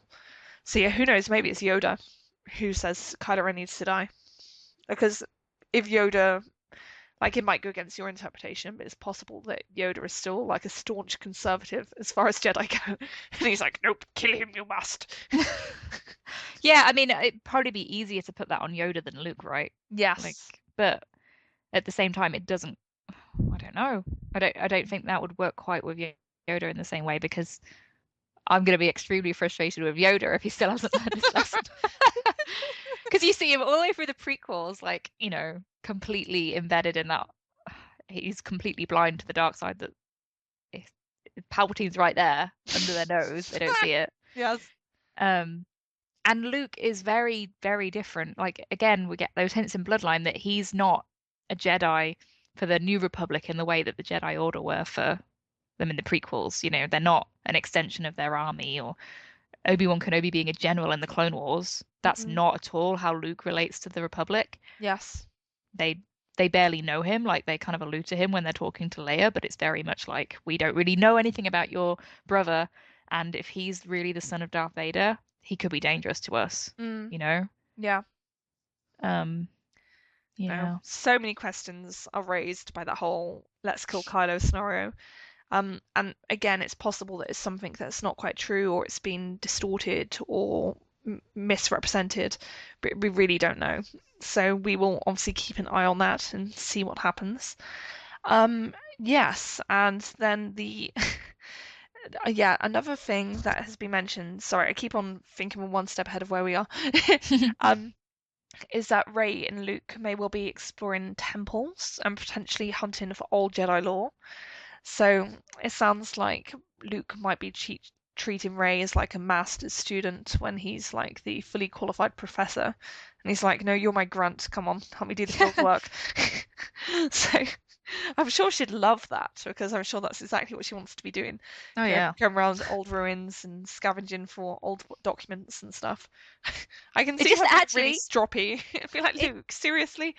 again, this is something that just occurred to me. I wonder if that's how Ben Solo was, that kind of dynamic with him and Luke. Like the young person being forced to do like, oh, can you climb that rock? Can you do this for me? I really need that artifact. You Do, know, so there's kind of this funny parallel. do you think Luke got Ben to run around with like him on his shoulders and like doing Oh my backflips and God, somersaults? probably. Just to mess with him. And then Rey has to do it all over again. And then when Rey and Kylo like get together and they actually have a moment to have a civil conversation, they're like, "Oh, I really don't like Luke's teaching techniques. Where did he learn that bullshit?" But this kind of fits with Rian Johnson at Celebration mentioned Raiders of the Lost Ark, didn't he? Yes. And we know obviously Rey is a scavenger, so Yeah. wonder how that's going to play into it. Someone would think she has innate skills. Mm. Because I think this is actually something that was like touched upon more like in the concept phases for Force Awakens. There's like this whole idea of like all the characters being like obsessed with archaeology and hunting for things. So that seems to be an idea that was largely jettisoned from Force Awakens, but it's been transplanted over into Episode 8. So they're Yeah. going to go more into the look, we're really going to investigate the history of this stuff. Yeah, in the concept art, weren't they going to like underwater caves and retrieving things Yes. like with the Emperor's throne room and stuff like that? Yeah. No, they were. They were doing all sorts of cool, crazy things. So I hope you get some more underwater diving. Yeah. Right. And then the next thing is very exciting, is that we know for a fact that Kylo Ren and presumably the Knights of Ren, because there's been a bunch of black robed guys who also showed up, arrive on Act 2. And as we discussed in the news segment, it seems likely that Kylo crashes upon landing, and possibly in his nice, lovely TIE fighter, which is his homage to Darth Vader. So it's quite a way to make an entrance. I actually really like the idea of this scenario almost being a bit like The Tempest, where Yeah. like Luke is so powerful and like so attuned to the force and nature that like when he senses this attack coming, he's actually able to like manipulate the environment around him in order to like bring up summon a storm, and then the storm completely throws off Kylo's like flight plan, and then Didn't it brings him down. yeah, didn't we get something like that in the teaser that Ryan put out as they were filming episode 8? Like that there was this storm brewing above the island. It was Yeah, all very gloomy and yeah. Like I think that was the announcement of the beginning of filming. Like it was just a return to the final shots from episode 7, and the first shot was this like rolling shot going closer and closer and closer towards the island, and the sky was just full of these heavy, heavy storm clouds. And then, if you look at all the reports from Ireland when they were filming on location, you'll see that things like they had to get rain machines in because they wanted bad weather, and Ireland is just lovely and sunny and bright. So they had to manufacture their own bad weather. So it's clear that it's meant to be nasty weather conditions. And yeah, I just really like that idea of that not being a coincidence, but it being something that Luke has done by design yeah. in order to like thwart them and to throw their plans off direction, off track even. Yeah, that definitely has a strong feel like the Tempest with Prospero, this big wizard and like older father figure Yes. controlling things with obviously the younger female character. Mm, Um, and then with Letter Never Sent, we had that discussion a while back with that idea of the environment kind of reflecting the characters' feelings and yes, emotions. exactly. So I love the way that people use that in stories. So I Yeah. think that could be really cool. And I think Kylo could very easily be compared to a broiling storm cloud. So I think that's a very good metaphor for him. Um, yeah, so I think that's a really interesting idea. There's lots of debate over when exactly this happens, when they arrive, but my personal feeling is that it's more likely to be sooner rather than later. Like, just for the simple plot reason, I don't see them keeping Rey and Luke alone in that scenario for too long. Like, it'd be different if they were leaving the planet at the end of the first act, but it really doesn't seem like they are. So I just don't see them only having only having Luke be the other human foil to Rey. I think Kylo would have to arrive relatively early to like throw a spanner in the works Because and you want to to have spice those, things up. yeah, you want to have those interactions between Luke and Kylo as well, don't you? Yeah, So, no, um, exactly.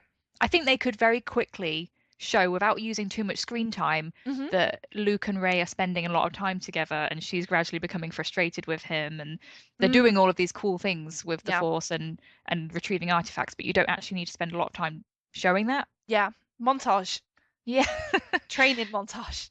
It kind of in a similar way to what we've got at the beginning of The Force Awakens, they only spent like a minute or two on Rey's daily routine, Mm, but you really quickly saw that that was how she was living her life. yeah, no, So, exactly. I think people forget, like, even though they might have these elaborate scenarios, like when they're filming on those salt flats in Bolivia, that's like a very elaborate and exotic location, but it's probably only going to be in the film for like 5 seconds. mhm. Like, so they will do all these setups for just like a very brief moment because they need to like convey the passage of time without showing it in real time. Because, like you say, they are going to have to accelerate things. I doubt the film is going to take place over like a 24-hour period. Right. It's going to be over an extended period of time, but it's just not going to be shown in that way, like in terms of the real time used. Yeah. I So, feel it's probably hard for people to break away from the Empire Strikes Back formula. mm, And you don't get an awful lot of screen time between Luke and Vader, even yes. though it's all leading up to that way. Um, so maybe people are kind of putting Rey and Kylo in that box as well. Mm, But I think for that reason, it might be subverted. yes, So, absolutely. I think there's lots of possibility there. Yeah, and then when after Kylo and the Knights arrive, the suggestion from making Star Wars has been that Kylo engages Rey in a one-on-one fight, whereas Luke is left to deal with the Knights of Ren. And I know they've kind of walked it back a bit because at first they described Luke using his lightsaber and had quite like an elaborate description, but now more recently they've said that they're not even sure Luke uses his lightsaber. So there's great uncertainty there. some Luke fans got really excited about him using the saber. So I kind of hope for their sake that he's using it, but almost from a selfish perspective, I almost hope he's moved beyond that and kind of just doesn't even need a saber. Like, kind of Yeah, goes again into that otherworldly feel that he's just this like amazing badass mythic wizard and yeah. doesn't need these mortal instruments. Yes, he could just do it with a Um, flick of his wrist. That'd be yeah, I really know. cool. Do you listen to Steele Saunders, that podcaster? I'll listen occasionally if there's a guest I'm interested in, but not regularly, no. He always refers to it as ignite the green. No. That's all he wants from Luke Skywalker. Yeah. So I hope for people like him that there is that element at some point. I'm But pretty much sure that has to happen. There's no way I, it's not happening. yeah, I mean, it will be an element of fan service, but Star Yes. Wars is probably always going to have that. So Yeah, exactly. So I think we can expect that. Um, yeah, and the yeah, I find it interesting to me that the rumor suggests that Kylo's first instinct is to go after Rey, because if you think about Kylo in Force Awakens, his priority has for the longest time been finding Luke Skywalker. So the fact that presumably soon after he arrives, Kylo's first impulse would be to go chasing after Rey to engage her in a combat. Like that to me implies that his priorities have changed completely, that he's just fixated on Rey Like, and he wants to confront her again, like whether to take revenge, whether to prove that he's better than her after his training, or whatever. Like, it's just interesting that there's been that evolution. I think we already saw that evolution in Force Awakens because over the course of that film, Luke becomes less and less important to him, and he becomes more and more fascinated and by and obsessed with Rey. But yeah, I think we're going to see that in a big way in Episode 8 in terms of its immediate priorities. What did you think about that? No, that completely in keeping with what I saw of their evolving dynamic in The Force Awakens, that Kylo is, he has this idea of he needs to find Luke right at the beginning in the map. He's obsessed with that until he meets Rey. And then JJ pointed this out in the commentary, right? Like that he could have gone after the droid because the droid had the map, but he becomes fixated on Rey. Yes. So something else is going on. That's what he says. And he must feel personally humiliated by Rey by the end, right? That yeah, sure. He offers to teach her and instead gets completely rejected and his face slashed and defeated by an untrained scavenger girl. So I think Snoke is really going to drill into him. Like that's a weakness, that you need to compensate for this somehow and go after her and defeat her. So. Yeah. No, it's really interesting to see them like encounter each other again because they're both going to be in very different places, and I think there's going to be lots of high emotion, so it'll be interesting to see. Yeah, and if this is true that Rey doesn't want to kill him, yes, but that Luke has asked her to, or someone else has asked her to, or said that she needs to, how the hell is that going to play out in that fight? Yeah. Is she going to be trying to reason with him as they're fighting, or is she just going to put her saber down? Or because there's that rumor, doesn't she? They're fighting and then she disappears somewhere. Yeah, apparently they're like fighting on the edge of a cliff and then she vanishes. So does she go into the water? Yeah, like I have seen that suggested a lot, and I think we know for a fact that they used a water tank for Episode 8. So yeah, it certainly seems very plausible that is a thing that happened. In terms of like Rey going off into the water, but obviously we don't know if like Kylo pushed her there. We don't know if Rey jumped. We don't know if she slipped and fell. We don't even know if she goes into the water at that point, to be honest, because obviously that report is quite shaky and quite a few elements of it have been walked back. So we're not exactly sure how things play out. But yeah, like it's a very interesting scenario. Yeah, because you could have lots of different ways they could play it. Yeah, you could have part of a scene filmed on location and then they stop filming and then the rest of it's at Pinewood, but you don't get that full story. Oh, that 100% would be what would happen, because I don't think they would film close-ups in that kind of environment because they'd need like careful lighting and stuff. Like anything they did on location in Ireland, it will pretty much be because they wanted to get that big, beautiful landscape in there. Yeah. So yeah, you won't get like the intimate character moments filmed there, so that would be absent, I think, from any reports. Wasn't Ryan sharing pictures on Instagram of like a set that was built at Pinewood that kind of looked like the cliff? Yes, it seemed to be like a cliff edge, or like the edge of a cave or something like that, just like a rocky expanse. So yeah, and that would support just the fact they're doing complementary filming to join up with what they shot on location. Yeah, which would be very standard as far as these things go. Yeah, and I like the idea of like, if it is true, as you say, that Rey doesn't want to kill Kylo, that like she is just fighting defensively, and I could see that really aggravating and even distressing him, because it would be like, no, I want you to fight me. I know you've been training. Like, fight me, give me a challenge. I want to prove that I can beat you. But then like that gradually weakening his own resolve as he realizes, maybe I don't want to kill you actually after all. Yeah, because if you're fighting someone and they're not actually fighting back, it's like, well, it's not going to count if I beat you. You're letting me win. Exactly. It would be a horrible disappointment if he's been hyping himself up for this for ages, which he probably has been, if he has also been training, which we can only presume he has been, given what we know. Yes. Then there's also a rumor indicating that the Force back from Episode 7 is revisited with Rey, Luke, and Kylo. And yeah, I think, didn't they say there's the suggestion that you see like bodies and like students of the lightsabers, or am I getting it Yeah. confused with another report? No, I think that's the same one. Yeah. So yeah, I found this interesting mainly because it clearly shows that we didn't get the full picture when we saw that force back in The Force Awakens. There clearly has to be more to it, otherwise it would be redundant to return to that. So I think we might well be seeing like a different perspective on things. Yeah, I wonder how this vision comes about. Because Mm, obviously with the first one, Rey touched the saber, but it's not going to happen that exact way again. yes. So is it someone telling her the story and then it moves to this actual vision, or Mm. does she touch another kind of artifact and it's revealed? Or I do like the theory that like Kylo had like a corresponding vision to Rey's, like a complementary one where they intersect, but they're from different points of view.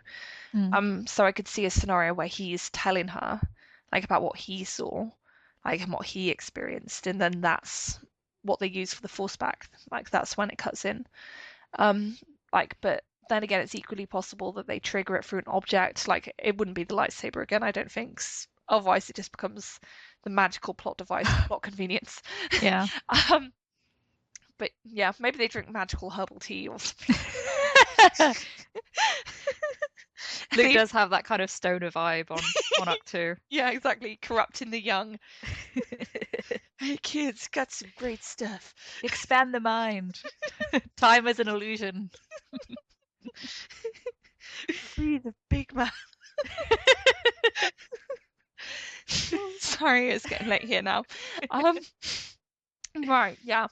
And then as like a wild card rumor, just for fun, there is basically a Reddit rumor, and I know what you're thinking, but basically this one it's more plausible than most because it essentially came out before we had concrete evidence that Kylo is going to be involved with the Act 2 scenes.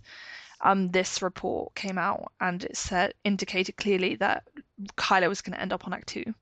And that was something we simply didn't know for sure until we first had reports of, yes, Adam Driver will be flying into Ireland.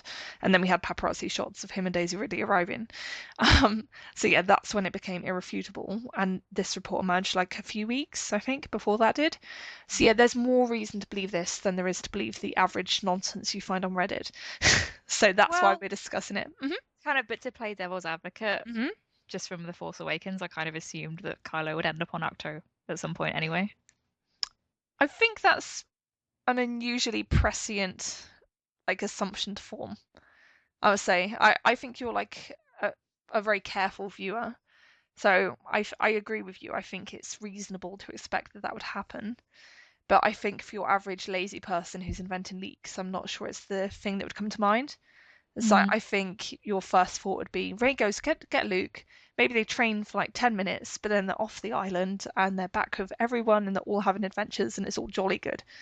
So you find a Yeah. lot of confusion and bafflement over the whole idea of them being on the island for any length of time. So yeah, don't get me wrong, it could just be complete guesswork and lucky guesswork because it assumes something that was later proven. But it is also possible. There's nothing that's come out to suggest this isn't happening so far.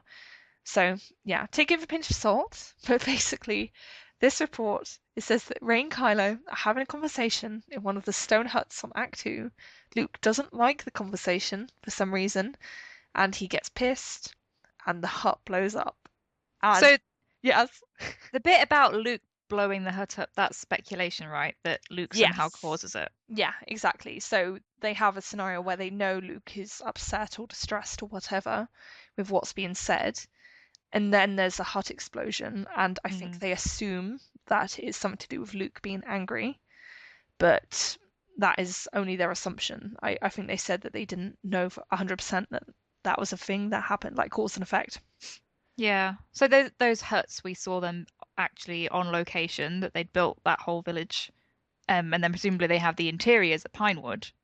Yes. So it's not just going to be there for like scenery. There's actually going to be presumably some plot development that goes on Yes. that relates to those huts somehow. Yeah. It reminds me of, did you watch Three Outlaw Samurai? Yes, I did. It was great. Yeah, it kind of reminds me of that. So people who don't know, that Rian Johnson cited the samurai film um, as some of the inspiration for episode 8. Hmm. And after watching it, I thought that would relate more to the Force side of things as opposed to the Resistance side of the story. Yes. And a lot of it does take place like inside, um, and someone's been taken prisoner, and there are people like having these kind of intense conversations with each other who are initially quite hostile to each other, but over time develop these strange connections. Yes. Yeah, that they don't expect. So. Yeah. No, like that's a really good observation, a really good parallel, because we obviously have no idea what happens with Kylo after he arrives on the planet to fight with Rey. Like, so it's perfectly plausible that he gets captured and is bound and is put in one of the huts. And so then in this scenario, it suggests that Rey somehow becomes drawn into a conversation with him. I Like, would love to have a reversal of the interrogation almost with him as the prisoner. yes, that'd be really interesting. I would love to see that. And that'd be a great opportunity related to what Ryan said, like in his interview with USA Today about the characters being tested, because that would be a real test for Kylo and for Rey, because Rey would have to put herself in like the aggressor's position, whereas Kylo would have to like be the one who's been interrogated for once. Mm-hmm. And yeah, it'd be really interesting to see that as a reversal. Um, and yeah, I just love the idea of Luke being a Hutt slayer, but a literal Hutt, not the slimy Jabba kind. So yeah, that just fills me with childish glee. So I really hope it's a thing. And I can't remember which newspaper, but I seem to recall when they were filming in Ireland, one of the reports suggested they were going to use explosives on the huts on location. Oh, really? Yeah, Oh, like okay. So, yeah, so, which again would seem to lend further credence to this. I think it was a report that was in the printed edition of the paper, but it wasn't put online for some reason. So yeah, it was almost impossible to find and did that come like out after this the Reddit actual post report. was posted? Yes, it did. Oh, okay. Yeah. So yeah, Interesting. that adds more credence to it. Hmm. So yeah, it's really interesting. Um, right, my goodness. Sorry, it feels like we've been through like a long, intense journey together because we have been on a long, intense journey together through what we know about episode 8.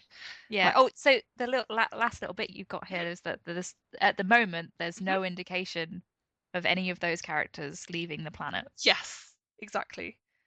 There So, isn't Neil. So yeah, hmm. that's a big question mark. And that actually brings us quite well to our next point, which is our predictions Oh God. for episode 8. So yeah, I set Kirsty and myself the fun task of choosing 5 things that we predict will happen in episode 8, mainly because we just thought this would be really fun. And also it would be cool to revisit these like later on after we've actually seen the film and see how right or how wrong we were. So we thought we would commit them forever to the internet in the form of our voices. And yeah, so then they're there, no returns, and we can come back to them later and see how well we did. We'll laugh at ourselves. Yeah, all that for ourselves. Yeah, I'm being quite optimistic, aren't I? Yeah, so Kirsty, do you want to go first and run through what your 5 are? Okay, so my first one is it's probably more of a wish than an actual belief, but That's fine. Wishes are good. yeah, I think at some point we're going to see Kylo Ren on the Millennium Falcon. Hmm. Um, and I'm saying possibly as he and Rey leave Act Two, Okay. so that and I talked about this earlier, this idea that he might not necessarily be the best pilot, so Rey will kind of see him have that contrast with his father because she Mm, obviously was in the Falcon with Han, yeah. and that will kind of cause them both to reflect on what's happened. Hmm. Um, so yeah, there's that deleted scene from The Force Awakens of Kylo on the Millennium Falcon, and Hmm. I kind of wish that they'd kept it in because it does connect him with his family a bit more. But I'm Yeah. wondering if it was cut because Ryan planned to have that at a later date. Yes. So That's who very knows? plausible. Guess we'll see. Mm. Second, we'll learn about Force law that makes it clearer that both the Jedi and the Sith were wrong in their approaches to the Force, but there's potentially a third way that will allow users to harness the dark and light and balance. Hmm. I know this isn't something that's unique to my ideas of episode 8. This is Yeah. something that lots of people are speculating on, and it's obviously quite vague. Mm. But I'm excited to learn about the idea of the Force being a bit more nuanced in the audience's eyes. Yeah. Um, I think yeah. that seems very plausible, and it also ties in with like the Bendu, doesn't it, in Reddit, Reddit, Rebels, like, Yeah. which is the whole point. It like doesn't take a side, that there is like other opportunities to explore the Force beyond like the Jedi and the Sith and so on. Yeah, I think that could be an overall theme of the trilogy. Mm. So if it is to be, it won't just be tacked on in episode 9. It'll be obviously something that is introduced in 8. So Yeah. I think that there will be some new dialogue or clear action that replaces the "you have compassion for her" dialogue from Snoke that was in The Force Awakens but cut. Hmm. So Pablo Hidalgo confirmed that that scene was filmed and it's in the novelization if people want to read it there. Yes. But basically, after he's interrogated Rey, Kylo goes to Snoke, and we see parts of that. But Snoke accuses him of having compassion for Rey. He can tell that she's affecting him somehow. Yes. I think that at the beginning, or maybe as a flashback later on, as we see the repercussions of what's been going on between them, that we'll kind of get this idea from Snoke that, okay, you may have killed your father, but I know that this girl has proved to be a new source of conflict for you. Mm. So you need to go and nip that in the bud. Yes. Yeah. I think that Rey will find out something horrible about why she ended up on Jakku, and I think that it will end up causing her to slip closer to the darkness. Mhm. Obviously, people know that I don't think that Rey is related to Luke Skywalker, Yes. so I don't think it's going to be a source of happiness for her to figure out what happened to her parents or why she was abandoned. I think it's going to be something that really tests her, as Ryan's been alluding to, that she's going to be tested. Mm. Daisy has been talking in interviews about the idea of Rey being emotionally injured. Yes. I think that's something that has to relate to her parentage, because that's something that would crush her. You know, Yeah. that Rey waited there with good faith for so long, Yeah. and it really shaped her life. Yeah, I can see that being really hard for her. Yeah. No, absolutely. I can see that. And my last one, which relates to something we're going to talk about a bit later, is that Finn will reflect on why he defected. But his fellow stormtroopers are obviously still with the First Order, and he might attempt to turn some of them. And it's probably going to go badly. I feel like that's something that Finn could be quite optimistic about, because he might almost have this like evangelical idea that he's seen the light, and he wants to bring that to his fellow stormtroopers, because he was, you know, attached to a lot of them. He had compassion for his comrades, and yeah, I think that could really deepen the character and test him in some ways too. I really like that idea. I think that's a really interesting possibility. I'd almost like to see that end well, though.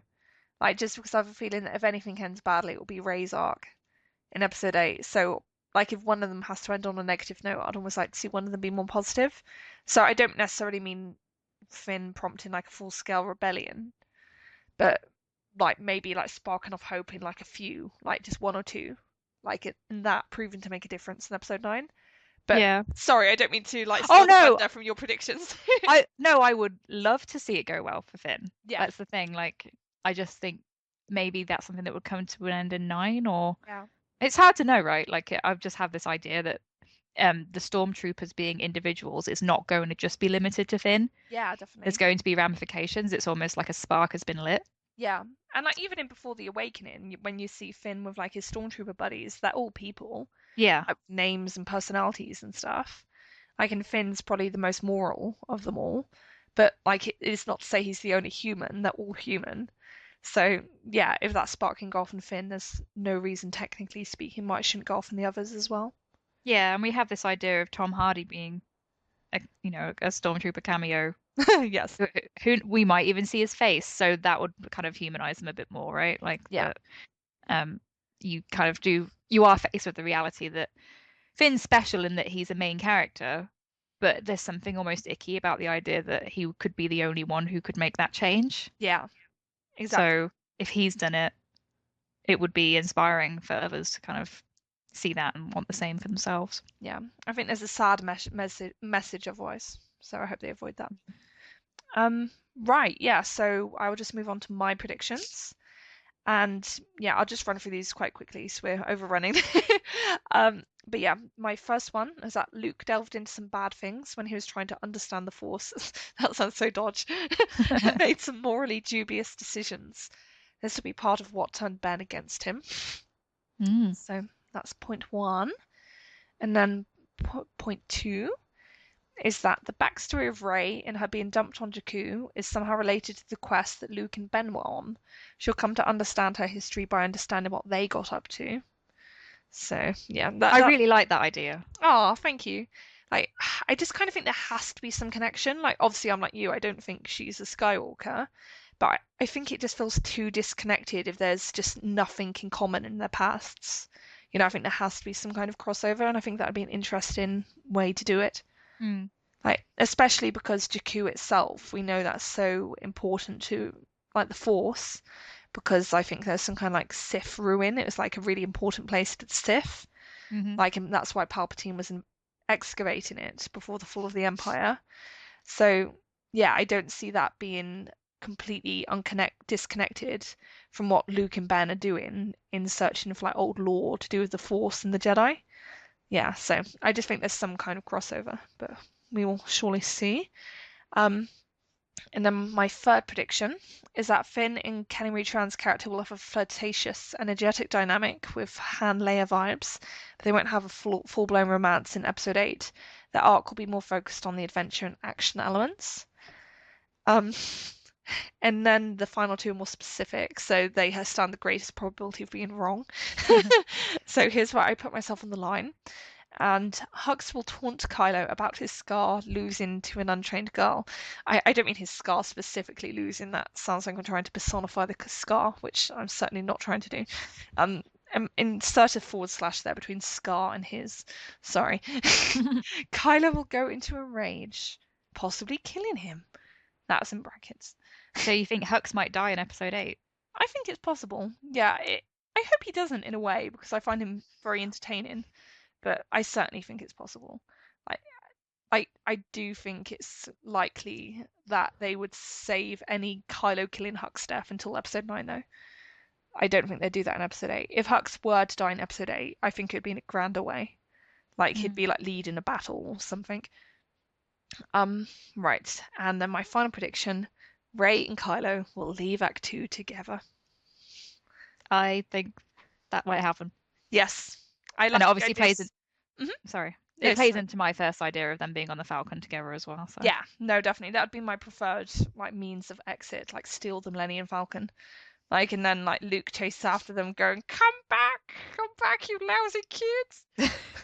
like Uncoplet, but obviously not, because Luke is a much better character than Uncoplet. Sorry, that's really bad. I sullied Luke by mentioning him in the same. Dear Lord.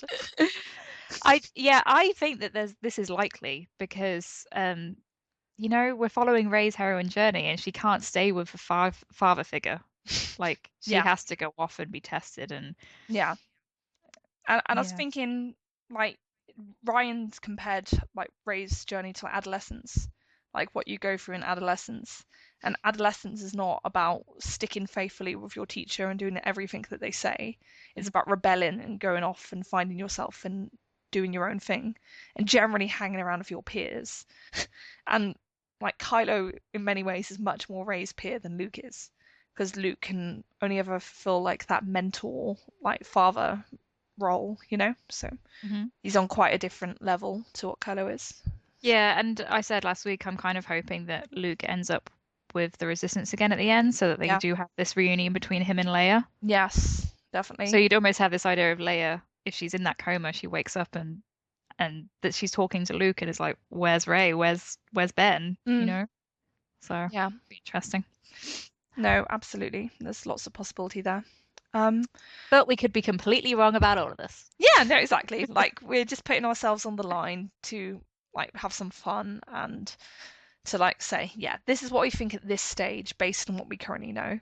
Obviously, if anything comes out that would immediately refute any of this, we would revise our predictions. But yeah, based on what's currently known to us, this is what we think. So yeah, it'd be cool.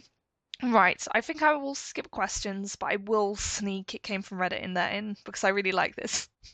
And I think it's an interesting idea that's worth bringing up.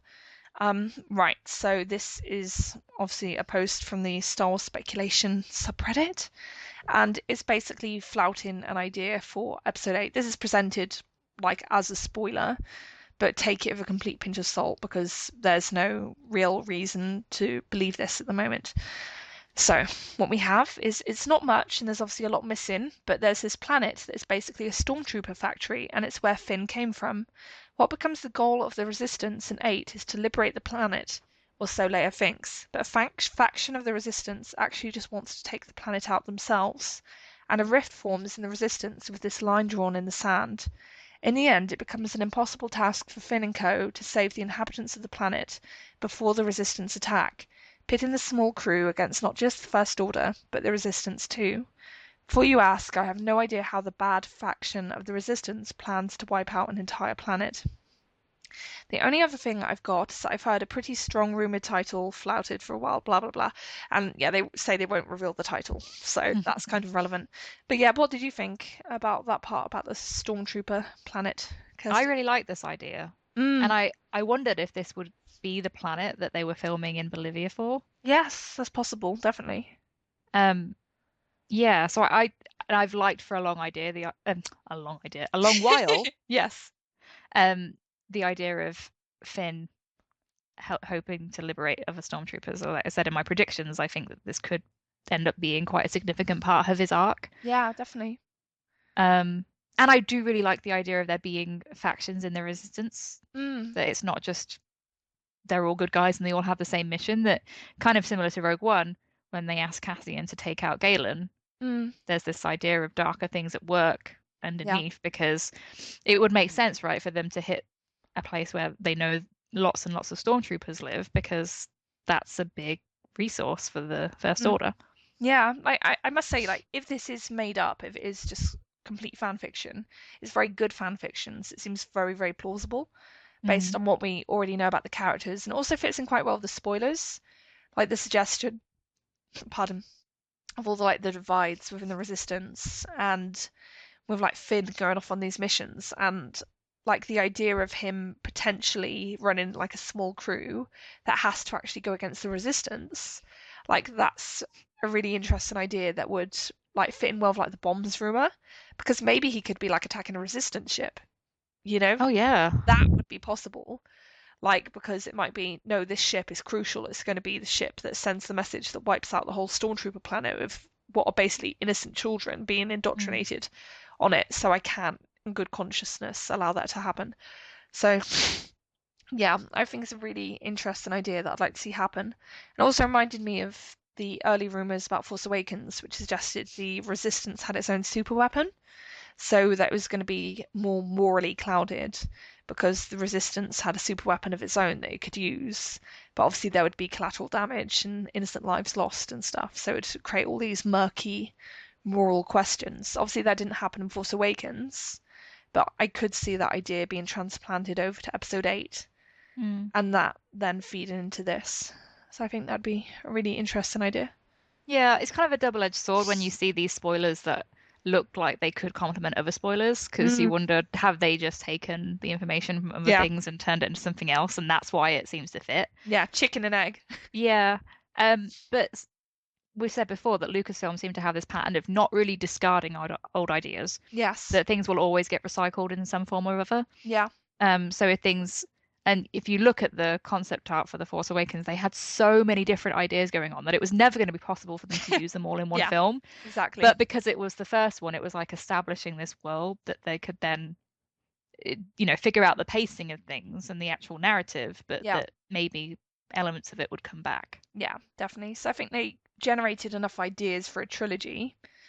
So it's natural that they're going to spread them out across 3 films rather than cram them all into one.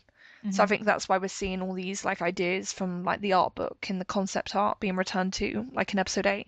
And I think that's a really cool thing. Yeah, there's concept art that kind of looks like Dubrovnik as well. Yeah, definitely. Like I think it shows like a harbour, and it's almost like a perfect match for the shape of the harbour in Dubrovnik. It's crazy. Yeah. Yeah, this is very cool. Right, I think we will leave that there because we're already on a long run time at this point. But yeah, I think we've had a really good discussion, and I think we've pretty much covered everything spoiler-wise that we possibly could. Yeah. For Episode 8. So yeah, it's kind of good to have them all laid out like that, because I feel still like, oh, I desperately need some episode 8 stuff. Like, I Yes. would really love it to be true that we're going to get a teaser with the Super Bowl, because that's Yeah. just a few weeks away now. Yeah. Um, I'm keeping my fingers crossed for that. yeah, but we're still a decent time away from the film being released, so we've got all of these spoilers about like set locations and costumes and stuff like that. But maybe we'll start getting some real narrative ideas soon. Yeah, I think when you like see it all glommed together like this, it makes you realize how much we already know. Obviously, not all of this is reliable, and a lot of it is probably subject to change. But I think having had this conversation, I feel like I have a better sense of things, especially the fourth strand of the plot. Like I can almost feel like a structure to that coming through to me. Like, and that might be a completely false impression that's completely dashed by what happens in the film. But yeah, it's quite cool, like to Hmm. get the sense of it taking shape. Yeah, for sure. Cool. Right. Well, if you have any questions for us next time, because we will get to questions next time, please send them to scavengershoard@gmail.com. And if you want to help us out, please rate and review us on iTunes, where you can find us by looking up Scavengers Hoard. Kirsty, where can people find you? They can find me on Twitter at Scavengers Hoard and Bastille Bay on Tumblr. And you can find me at Star Wars Nonsense on Tumblr or on WordPress at Journal of the Star Wars. Thank you very much for listening, and I hope you tune in next time. Bye! Bye.